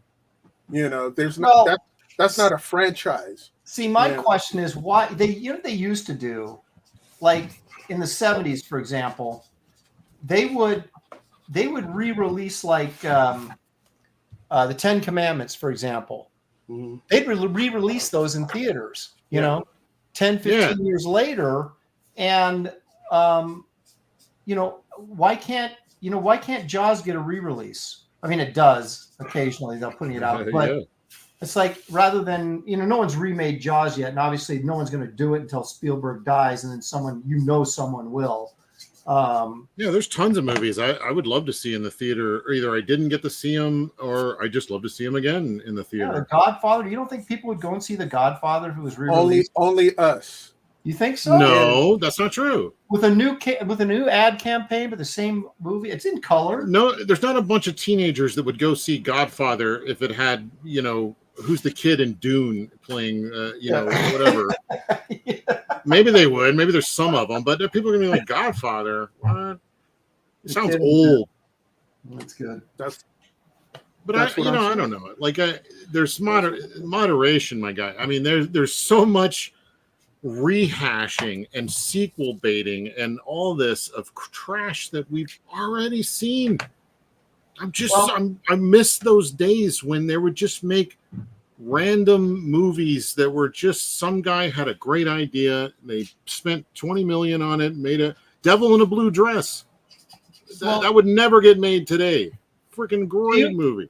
Do you think that part of this, I mean, I know the answer to this already, but it's like, so I'll just go ahead and say it this way. That part of the problem is, or maybe a big part of the problem is, ever since they've had the summer blockbuster, everybody's thinking about how can I make a fortune on a single film? Of course they are. Yeah. Instead of, how can maybe we can make 5 or 6 films at lower cost that'll make us the same amount of money, right? So you got something like John Carter comes out and is a complete disaster, right? And although I still love it, but it was a $250 million movie that didn't even make half its money back. And so whoever okayed that was definitely out of a job. And so it's like, on one hand, you got people afraid to try something new because what if John Carter's on me? It's the end of my career. But then on the other hand, so then they recycle crap and that fails. And maybe they take less of a hit because, well, it's a tried and true formula. It's not my fault it didn't work this time. Well, if they'd have just spent less, like if John Carter had been half that budget and they just scale back the story, make it a much, like they did it when we were younger. They made Journey to the Center of the Earth with models and whatnot. That wasn't that expensive, or whatever. Star Wars, I know you could do it. You just gotta, I don't know. Maybe there's just no more really honest creatives anymore. Maybe the film industry is a little bit like government, and there's just so much waste going on that I'm sure. Oh, that's for sure. Yeah. People are getting money on the side or whatever that shouldn't be getting money, or all this kind of stuff, and so you get these bloated budgets that really, if all that stuff was taken away, it would be you'd have half the budget. And I think that's one of the problems with the death of the studio system. Because you had, at least in the early days of Hollywood, you had guys in charge that knew what they were doing and knew how to, not every movie they made was a success, obviously, but there was a ton of trash in the middle of these gems we're talking about. So it's not like suddenly Hollywood got bad. No, there was always bad movies. Well, yeah, but they had more of a control on the budget and the stars. I mean, look at what happened to the Flash movie. If they had who was that clown that was the Flash? What was his name? Ezra Miller. Oh, Ezra Miller. Yeah, okay. So if you're back in the studio days, right, and you're making the Flash, and Ezra Miller is a train wreck, nobody knows about it because they're protecting him, right? And they're protecting their product and their investment. That movie would have done much better if he wasn't, such a publicity. You think? Pariah. Well, then everybody hated that guy by the time the movie came out. No one wanted to go see it. But back then, didn't they have a code of conduct contract between the actors? Probably. That's what I mean. Yeah, probably. There's a good thing about being completely free, free market. But then that also, a lot of times you lose some of the quality control, or you lose a lot of the quality control. And so then you have to suffer through crap like that. So there's like good and bad with everything. When you're managing yourself, essentially, which is what's happening now without the studio system in Hollywood, when you're managing yourself, there's nobody that keeps you in check from, taking a pregnant woman and throwing her on the ground. And, oh boy, sign me up. No. Yeah, I mean, well, that's what he did. I mean, that's just, among other things, So. Yeah, I don't know, man. I think it goes even deeper than just the quality, or not the quality, but the constant rehash of everything. It's like I'm just at the point where I just don't care anymore. I don't like those people very much. So I don't. Well, isn't that kind of what's happened with modern? I don't have any desire to watch their stuff anymore, huh? Well, that's what's kind of happened with modern comics. Everybody's losing interest because they're just Drek after Drek after Drek. And you're like, dude, because they don't have anybody making comics anymore that either cares what they're doing or knows what they're doing. Yeah. Everybody's either aged out or they've been ostracized because of their political views or whatever, so it's, and I think the same thing in Hollywood. It's like you got a bunch of people making decisions that don't know what they're doing, but they're in control of the money. So yeah, I don't know. There's still good stuff that comes out. I mean, Sure. Obviously, they're letting Dune guy do his thing. Because he made money for him, right? So now exactly. So yeah. actually, I like the first one. I like that first one. The second one I didn't care for so much. Well, I'm hoping that he's apparently signed on for the third one, which is supposedly the one that he's been waiting to do the whole time. The Children of Dune or something. So I don't know. I'm curious if Children of a Lesser Dune. Yeah, children. Yeah, if he lands it, to me, it's like if you're going to make a trilogy, I'm okay with the second one being, or one of them not being as good as the rest. If it all kind of comes together, if it coalesces into this grand picture, or at least, for a long time I didn't like. What is it? A New Hope, the first one. I didn't like that one as much as the second one. And then at some point I started liking the first one more than the second one. And then, it kind of changes, but they're all great. They kind of come together as this whole story that I really enjoy. And I bounce around it. The Dune stuff, it's good. It's not my favorite, but for lately, I think it's really good compared to some of the other stuff we've been getting. Choices you have, right? But yeah. Well, that guy worked his way up there. I don't like his Blade Runner very much, but yeah, I fell asleep on that. Sean Allen for £2 says Kelsey won. Kick Aaron. I don't know what. I'm not done yet. Aaron's the only one that can kick Aaron. So that's right. So watch it, buddy. You Stealth X5 for $5. Thank you very much. Modern comics are why everyone is going to manga. Kind of sad. Wish comics would be great again. Kelsey likes that they're going to manga. That's his thing. No, I mean, once they figure out that largely manga, like comics, like everything, is kind of largely one note, with brief moments of brilliance in it, like anywhere else. They'll come looking for some stuff, or they'll just go somewhere else. Yeah, exactly. Comics will completely die and they'll just go to something else. I love manga, and I still find real gems. I go digging through stuff, and I think manga actually is better than anime. There's so much more variety, so many cool artists actually. When you really dig into it. I thought they were the same thing. No, anime is the animation, is the cartoons. Manga is the comic books. The comic books. Okay. Yeah. All right. Well, you knew that. Something new every day. You knew that. I know. But no, I mean, I've read a lot, and it's, for instance, like if you read Devilman, who? Devilman by Gona Guy. Okay. Or Mazinger Z or any of these. It's like the same story over and over and over again. It seems like every time I pick one up, it's like the same story basically. So now you're saying manga has gone the way of Hollywood. They're giving you the same crap over and over again. You want something new and fresh. Yeah.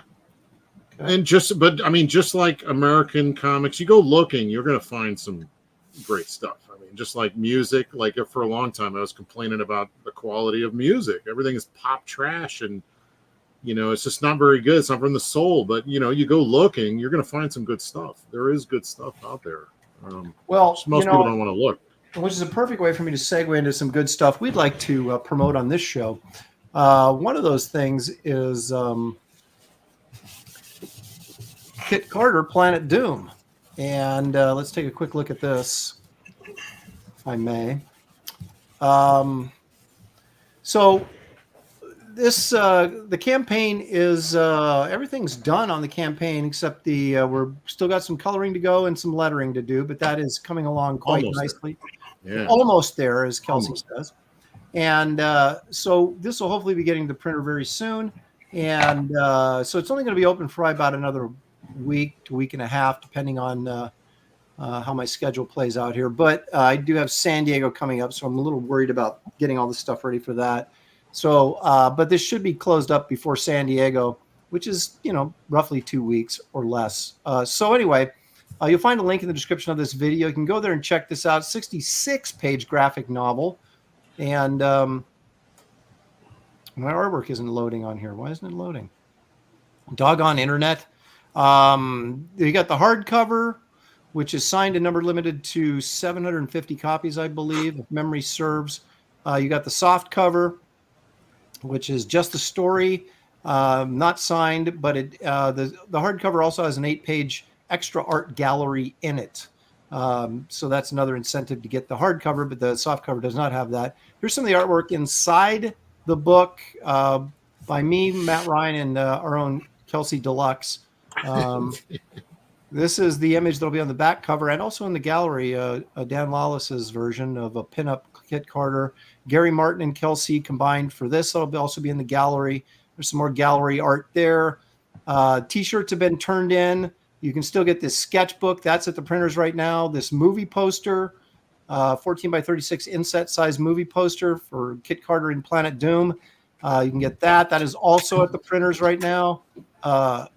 Laser etched shot glasses. My gosh, people, this one has it all.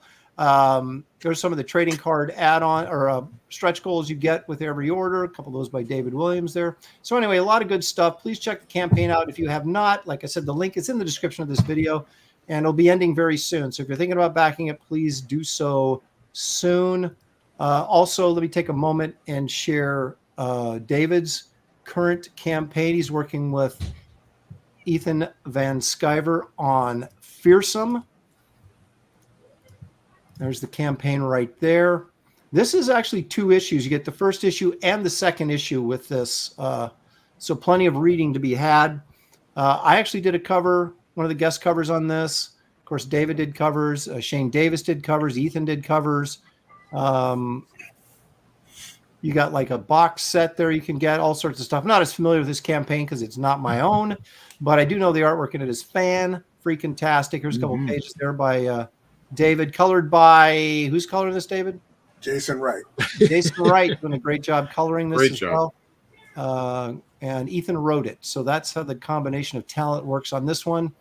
You'll find a link in the description of this video. So if you haven't backed this, please go at least follow the link and check these out because I think they're of great interest. You guys are looking for good comics. We are here to provide that for you.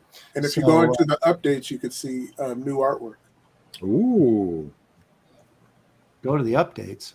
I don't have access to that. It's right there. What are you talking about? Look, right there. See it? It was a snake. It would have bit you. What, see options? What are you talking about? Oh, Right update. there. Yeah, but okay. Hang on. Doggone it. Just... I'll figure it out. There we go. Okay, let's take a look at some new artwork. Oh, yeah, that's right. You've got the Andrew Robinson cover. Oh, yeah. He was a guest on this show. Yep. We love Andrew. He'll be back. Oh, there's another cover art by D. Whams. That's a really cool one. Multiple covers on this, apparently. What was your? Oh yeah, I remember your cover. Yeah. Yeah, I don't know why he's not plugging my cover. I'm, freaking. It is in there. It's just not loading. He's trying to sell the book, Aaron. Oh, okay. He's just gonna. People are gonna buy it. He's gonna stick my cover in. They won't even know until they get it. And it's too late. But anyway, like I said, a lot of good stuff there. You guys check out those campaigns if you would. Appreciate it very much. Also, because we are over 700 viewers right now, which is we're rocking it this episode. I'm telling you, get rid of Gary, bring in Rankin and Bass, and we are money. So yeah, and I love arguing about movies with David. We've been doing that for years and years and years. So it's not nobody get weird about it. We all know that I'm right and he's wrong. Anytime you get into the arts, man, it's subjective, and you gotta listen to everybody's opinion. You may not like it or even respect it, but at least give them some little airtime to express their ignorance. Which I do often. I'm very good at that. That's right. In fact, some people say Kelsey's like the king of ignorance. Some say. Yeah, well, I'm not going to mention any names. I don't want to start. Say. I don't want to start. They all say that, right? Oh, okay. Okay, all right. Because you don't know anybody who doesn't say that, quite frankly. My mother used to tell me that every day. I got a Faber-Castell. I just picked this up. It's called a Pitt Artist Pen. It's gray. Yeah. Mm-hmm. Are those a Pitt? Is that that's the one I told you about. Oh, okay. That's why I have it then. That's why I told me to pick it up. Yeah, actually, I remember you did tell me that. It was like way back in the early episodes. You told me to get one of those. And there it is. I'm using it now. Good. I use these. Oh no, those are zebras. Yeah, I do use the Pitts sometimes too. But I got these Japanese zebra pins. When I found out that they sell these in like their local 7-Elevens, like this is. Are you kidding me? Well, you would a pen that you can find at a local convenience store is like one of the best art pins I've ever used in my life. But they find you're talking about Japan, right? You can get yeah. You certainly can't find them at 7-Eleven here. No, yeah, this is find them at the dollar store, and they're very cheap. They're very cheap. I bought boxes and boxes of these things, so I would never run it out. The problem is you had to fly to Japan to go to all the 7-Elevens, so that was expensive. But the pins themselves, freaking cheap. Yeah, no sweat. That was cheap. All right. Well, I'm I'm going to start over. I think. What? We got 15 minutes. You've been working on it for how long? We've been doing this show? Well, no, I'm done. That's why I'm going to try something new. I'm even going to sign this baby. I'm so proud of it. Okay. Let's see. What have I got here? I decided the way to go and get stuff done and consider yourself a champion is going simple. And then I can get it done really quickly and then feel like I'm an accomplished artist. Just accomplished this drawing. I'm kind of feeling the Gandalf, the gray kind of vibe right now. Yeah, that counts. It's Rankin, Rankin and Bass, Lord of the Rings. I've actually got a really cool. Oh God, I'm breaking all my damn crayons. Cost me 50 cents. It's only $1 investment, so can't get too uptight about that. 50 cents actually. Oh, because it was on sale at the dollar. Yeah, it was a little cheaper than that. Oh, that's good. What other subjects do we got? We've covered movies. We've covered video games. No, I'm not going there. Putting the kibosh on that right now. I keep finding out that there's all these like television shows that I want to watch that I totally forgot about that are on streaming services that I actually have. Like what? Alias. You guys seen Dark Matter? What do you know about that? I think I saw one episode of that, but it was good. I think it's a sci-fi thing, right? Isn't that something in the toilet? Yeah, but that depends what you've been eating, I guess. But yeah, Dark Matter. No, I haven't seen much of it. If that's the one I'm thinking of, I hear it's good. There's people that really dig it. So I'm told to check it out. And I've been watching Avatar. Have you watched any of that? The Last Airbender? Oh, no. I haven't seen it. I thought you were talking about that James Cameron flick. No. The Last Airbender. It's fine. I think obviously it's better than the M. Night Shyamalan Ding Dong effort, but God. Yeah. The acting in it is really not very good. So if you can get by, I can't figure out if the dialogue's bad or the acting is bad. I'm thinking this acting's pretty bad, but I always think back to what Harrison Ford said about the Star Wars dialogue. It was like this stuff is you can't speak this dialogue. It's just terrible. And I always thought he was a horrible actor because I thought he was bad in Star Wars. What? And then, but then I saw him in Indiana Jones and other stuff. I was like, this guy's actually good. Maybe it is the dialogue. So, but yeah, so it's pretty faithful to the cartoon series if you watch that. Wait a minute. Wait, I thought that's what you were talking about. No, it's a live action television show on Netflix. Oh no, I have not even heard of this. Interesting. Yeah, I mean the effects are good enough, and good enough. well, I was going to say they were good, but I thought Kelsey's going to watch it and come back and go, "Those effects suck." Well, if it wins an Academy Award, I'll have something to say about it. But it's the funny thing about that is if you've seen the cartoon series, it's like it's going to happen, right? So they're just basically sort of doing a live action version of the cartoon series, and so there's no real surprises. But it's still kind of interesting to see it as live action. It's not bad or anything like that. I just think the acting's a little suspect. So you were a big fan of the cartoon? You watched all it. Loved it. Really? That and Dexter's Lab are like probably my two favorite animated shows. Tracer X for $5 says, best stream for me. Rankin is my actual name. And I'm loving hearing so much from the professionals. Too bad no relation to Arthur Rankin. It is relation to Arthur Rankin. That's who it is. That is the same Rankin. Yeah, he's saying he's no relation to Arthur. Oh, yeah, that's a bummer. Yeah, you might get some money involved in that if you're in good terms with him.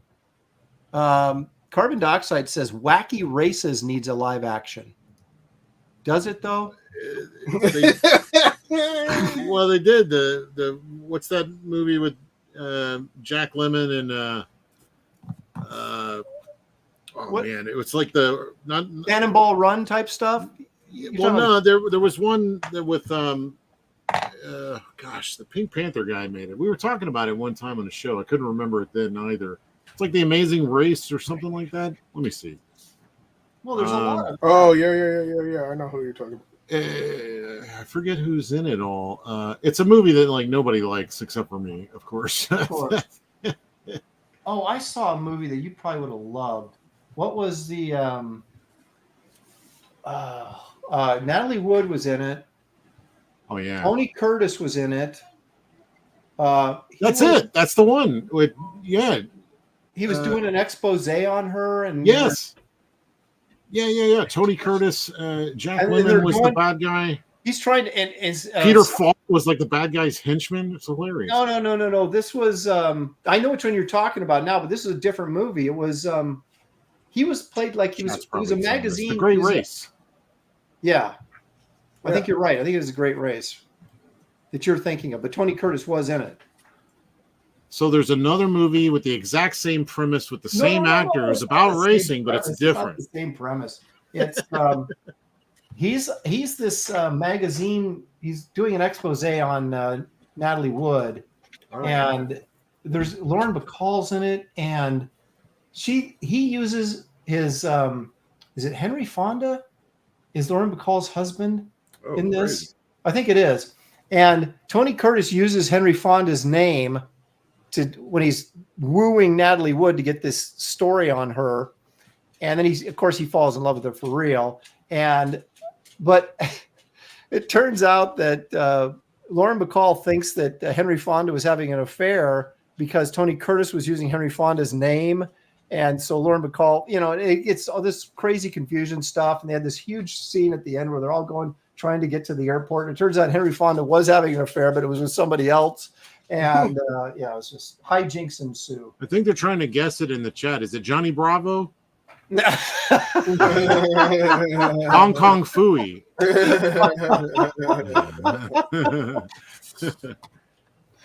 Oh my gosh! It's not a Mad World. They're guessing your. Okay. Not the one I'm describing. Didn't Frazetta do a movie poster for one of those too? I think the Mad the Mad World. Yeah, that was it. I always liked those ones when he would do those where like all the people are running from something or right. Exactly. He also did one for the great the Fearless Vampire Hunters or Killers. Well, which is it? Well, you've seen that movie, haven't you? The Fearless Vampire Hunter Killers. Yeah, I'll pick one and go with it. You know what I'm talking about, Kelsey. I don't know. Is that a Shaw Brothers film? No, it's Polanski. Sharon Tate's in it. What's it called? The Fearless Vampire Killers, I think it is. Like 1967 or something, just before she 1967. Look at you. No, I don't think I've seen this. Really? Who plays David, Dracula? you had to have seen it. No. Polanski's in it. Really? Okay. No, it's Polanski directed, and he's in it too. Yeah, that's what I'm saying. Who plays Dracula here? Who's that? I can't believe that neither one of you guys have seen that movie. No. Well, anyway, Rosetta did the movie poster for it. Ferdy Main plays Count Von Kroll, something. Henry Bemis says, Fearless Vampire Killers is also a great Bad Brains song. Is that a group? Yeah. Bad Brains? It's like punk band. Yes, total punk. Well, Old Dirty Fatty says, no, Mad World was Jack Davis. Frank couldn't hold his Jack. Ah, okay, yeah. His jock. I'm like, what? That's true. Like, Jack's the man. See, they're saying Kelsey will love that vampire movie. So there you go. There's people saying that you would love the Fearless Vampire Killers. I'm a huge, what is it? The Hammer horror films. I even like the cheesy ones. Like, what is it? Dracula AD 1972 or whatever it was. It was with Carolyn Monroe. That's why. That's true. Yeah. Yeah, you got to let's be honest about what we're talking about. She was one of my early loves, Caroline Monroe. Yeah. She was in a Sinbad movie too, wasn't she? Yes, she was. You guys all saw that one. It was called Sinbad and Caroline Monroe. I don't remember what else. I'll never forget. Sinbad meets Caroline Monroe. Yeah. As far as I was concerned, that's what it was called. Oh, yeah. Those are fun, man. I love the Hammer films that weren't horror. Also, like the Quartermass. What was it? I can never say that name right. The quarter. What? No, it was like the Quartermass experiment. I got one of them. It was a different Quartermass than somebody else, but those are great. If you've never seen like the Quartermass movies, those are freaking awesome. Wait a minute. Carbon Dioxide says I'm a racist. How am I? What did I say that makes me a racist? Just in general. Oh, okay. It's an observation. You got David on the bottom. That's right. Wait a minute. That's because he's holding the show up. That's true. Wait a minute. Hammer did a Sherlock Holmes? Yeah. Oh, the Hound of the Baskervilles, I think, is that's right. And that was great too. Who is Sherlock Holmes? Is that Peter Cushing in there? Peter Cushing, freaking nailing it. He did a great job. Yeah. And I want to go see that now. I became obsessed with Hammer films for a while, especially when they got all saucy and they had like the hot vampire ladies. Oh my God, the lesbian vampire. Oh mercy! They some nice ladies, nice ladies. In those. Did you see Tim Burton's Sleepy Hollow then? I did. I liked it because that was his ode to Hammer films. Yeah. I mean, it's not great. It's weird, like Tim Burton. And it another great performance by Johnny Depp. Some of his and you got the Headless Horseman played by what's his name? Willem. Oh yeah. You understand the concept of the not Willem Dafoe. Christopher Walken. Christopher Walken. Headless Horseman. Walken. And he's all like screaming. He's just like That's one of those guilty pleasure movies. I'm gonna have to chalk that up to kind of like guilty pleasure because it's. I love all the design and stuff, and it's really fun. But it's one of those I had to know the person before I'd recommend it. Well, Shelley wanted to go see this movie, and she goes, "Let's go see Sleepy Hollow." And I'm like, "Do you know what it's about? Are you sure?" And she's like, "Yeah." And so we she was unprepared for the bloody violence that ensued, and it was pretty good. but she, I go, why did you want to go see this? She goes, well, because she likes costume dramas, like. So she was thinking it was like Sense and Sensibility or something, I guess. Oh no. As soon as the headless horseman chops that one guy's head off and it's spinning around on his neck. Well, he splits that one guy completely in half from top to bottom. It's like, yeah, there's some funny stuff in it. I like it. This is kiddie fair, man. Well, yeah, I like it when it's that tongue-in-cheek stuff we're talking about. It's what makes the original what is it? Total Recall work, is that just when he pulls the freaking golf ball thing out of his nose. Oh, yeah. It's so unrealistic and stupid, but it works. I don't know. It got me. I was like, you're like laughing and like wincing at the same time. Yeah, Arnold doing his.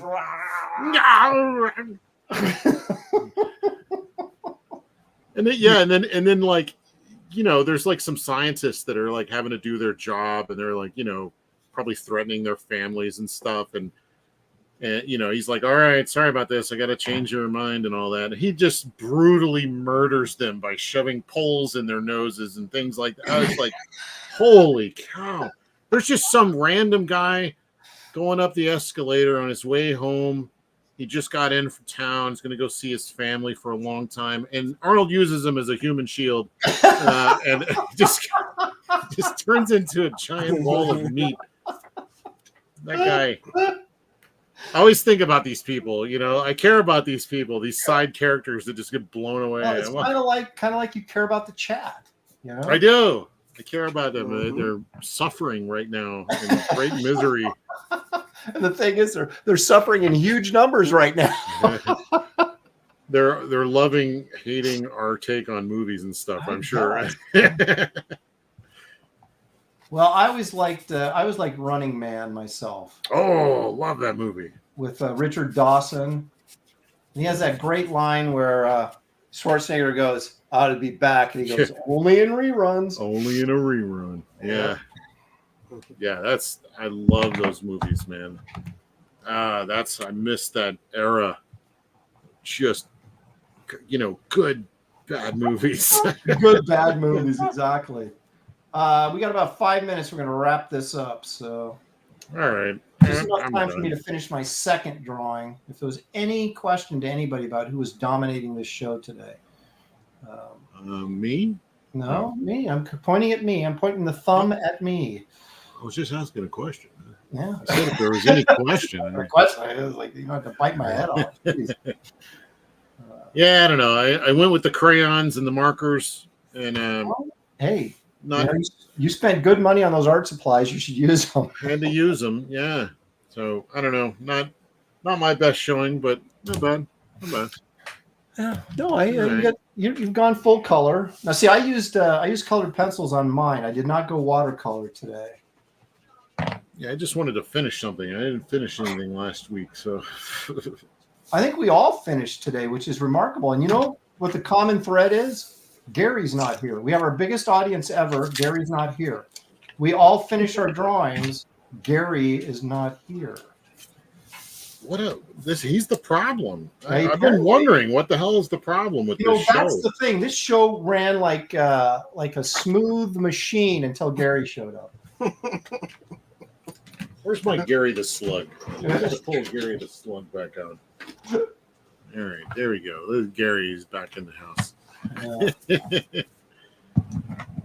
All right, good deal. We're done, right? We off air? I'm touching up this. Oh. Give me a second here. Go ahead and ruin yours just a little bit more. Oh, okay. Where's my lighter? Seems like when I have crayons, I'll just light it on fire, baby. That's the answer. It's harder to burn stuff than you think it is, honestly. Well, if you're not trying to, if you're trying to burn something, it's like, I can't get this match lit.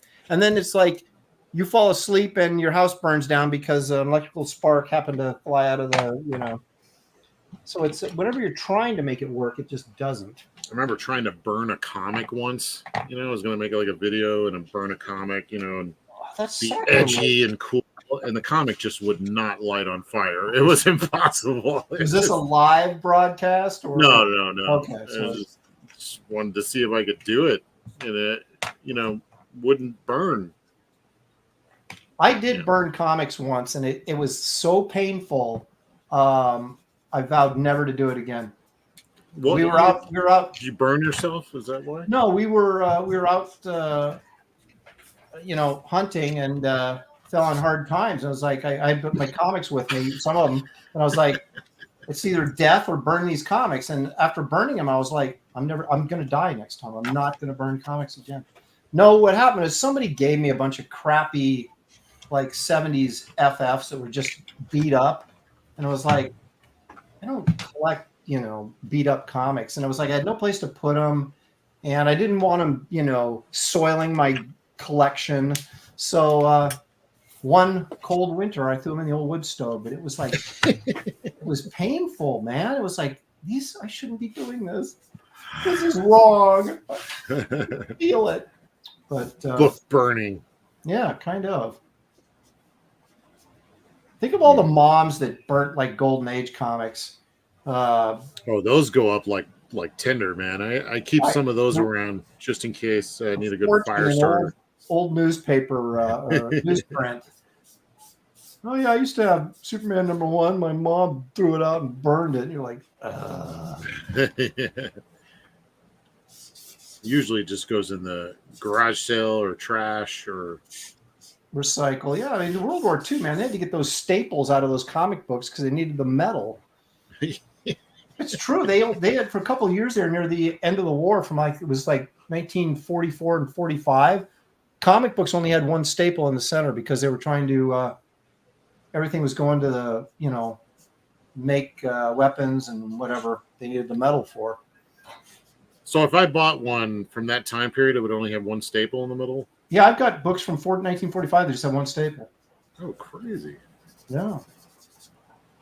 Trying to save money. Or not save money, but to, channel the resources elsewhere. I'm pretty sure the oldest comic I have might be that Michael Golden Avengers which is like, 1987 maybe? Yeah, not really. That's not what you consider. I guess it is classic now. It's like, 35 years old or something? Yeah. I really don't think I have anything older than that. I got 1943. 42 is the oldest book I have. Oh, crazy. David, what do you got? He's like, I don't got no comic book. He's eating. I have like a beat up first appearance of the Green Goblin. Oh, that's 65. So that's 60s. Okay. No, I got several Golden Age war comics. Those are the coolest, man. When you've got like, the heroes fighting the Nazis or whatever. Yeah. I've got some Saturday Evening Posts back. I think from 1911 is the oldest one I've got. Oh. With Line-Decker covers. Well, okay, if that counts, I do have cartoons magazines from the 70s and stuff. That counts, right? Well, yeah, it does. I mean, that was prime hippie stuff going on there. I love cartoons magazine. That was my jam. Still love it. My brother used to take accordion lessons, and I would sit in the lobby, while he was taking his accordion lessons.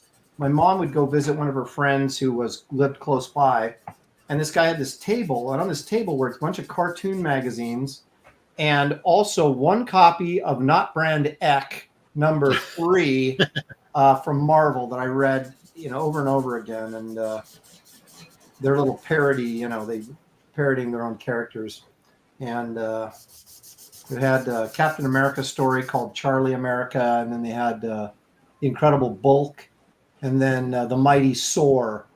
So all three of those are in there.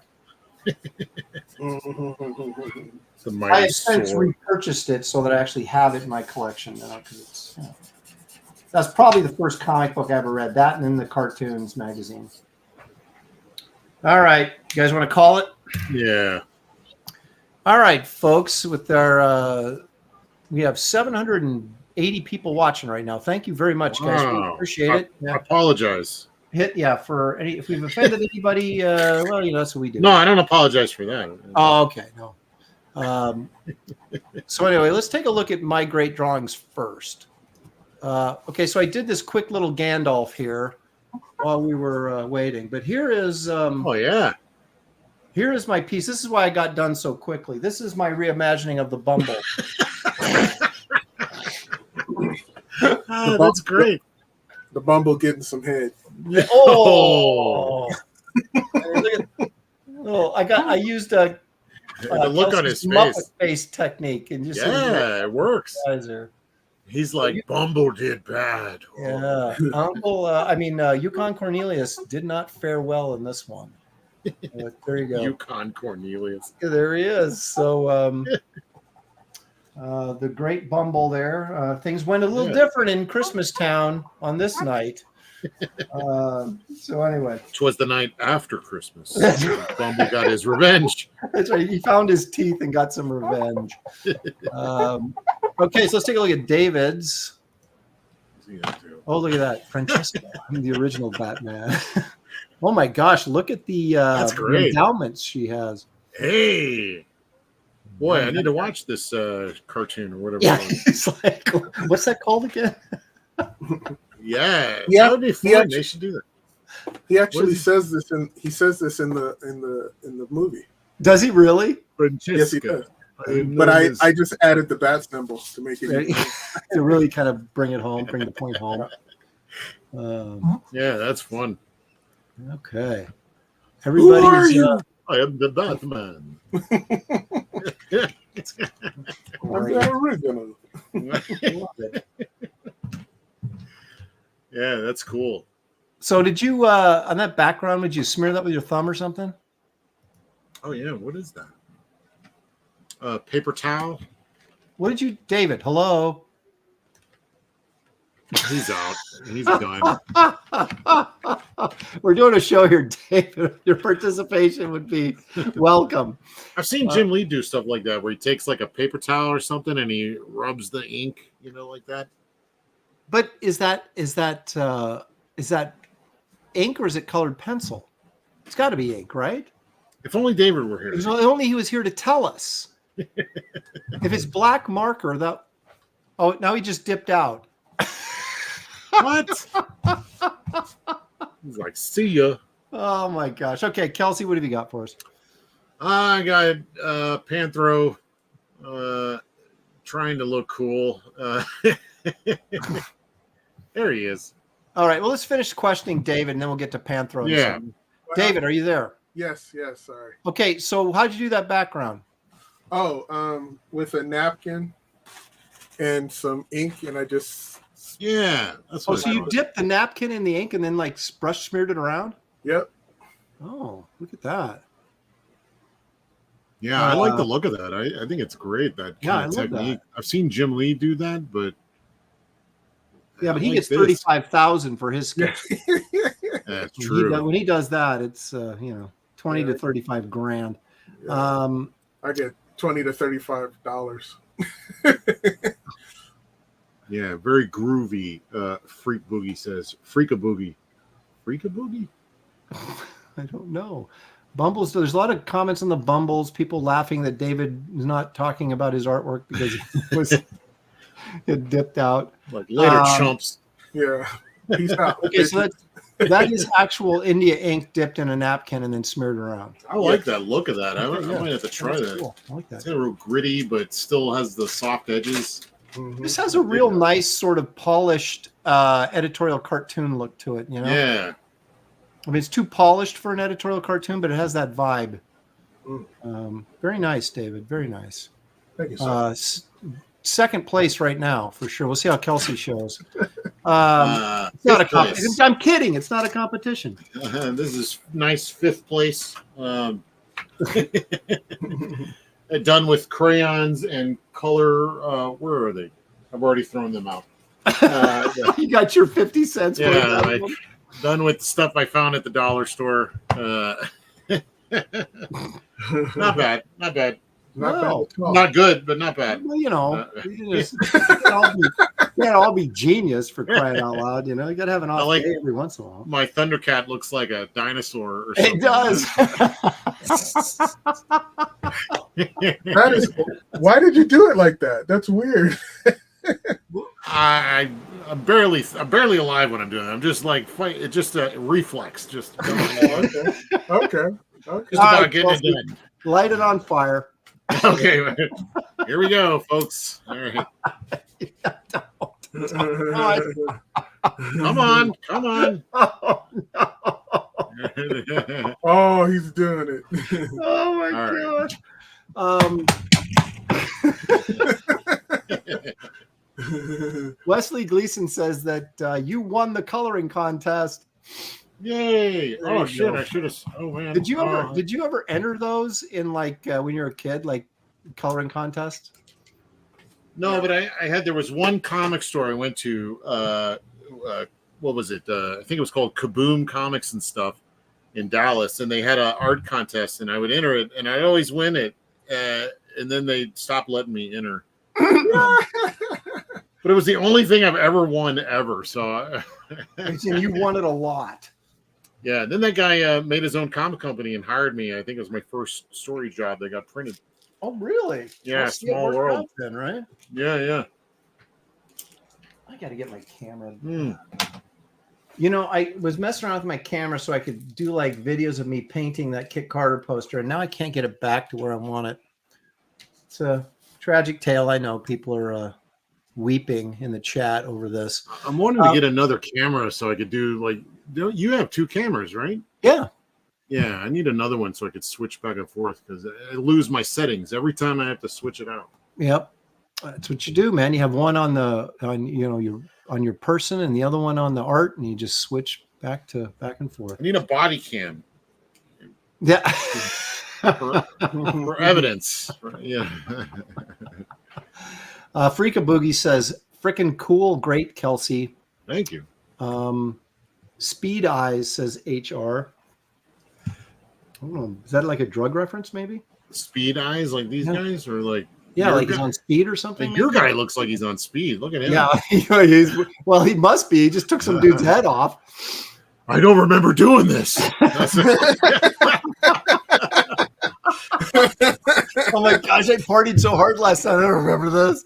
Oh my gosh, what did I do? Oh. I should have had Hermie in his other hand. The head of Hermie in his other hand would have been good. We all know the real winner of this is Gary with his phone in. Yeah. I'm gonna have to clip that. That's a good clip with him with the phone sound. I mean, Yeah, the sour milk. We should do that. We should take like phone calls from the chat for what their beefs are. That'd be a good one. Yeah. What's the chat's beef? Yeah. Yeah, who's going to give out their personal number though? I don't even have a phone. That's true. You can't call Kelsey. You can call. You can yell out your door, Kelsey. But yeah. Oh my gosh! All right, everybody. Thank you so much for joining us. This has been Graybeard's Studio. We do this every Wednesday at 2:00 Pacific time. A different category. If you're new to the show, please like and subscribe and come back next week because we'll have a new category for which we'll be drawing on.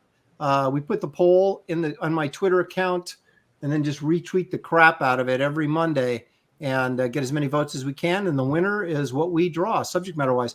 Our good friend Dan Fraga will finally be joining us next week. Oh. And so he said, this is a quote, "Give me something cool to draw, not cereal box characters." Well, whose choice? I said, dude, I did Frankenberry. Don't tell me that's not cool. So I guess it's Liefeld next week again. So no, since he said that, we're gonna have to bring the pain. Yeah, right. We should. Get ready, Dan. Do something really, really bad for him. But anyway, oh, David, that's so sweet. Isn't that nice? Oh, it makes me. Oh, so sweet. Look at that. Really, I know. Isn't that It's cute? what you said you were gonna do. Yep. And I did. Oh, I did it. Yeah, I see yours, Aaron. I've been David, look this how for- sweet. Man, she just Jill Biden'd you. Oh, you got all the answers right. You did so good. What a Good big for boy. you. Anyway, everybody, thank you so much for joining us on behalf of DWAMs, Kelsey Deluxe, me, Shelly Showtime. Thank you for joining us. Join us here next week on Graybeard'S Studio. We'll see you guys. Booyah. Peace out.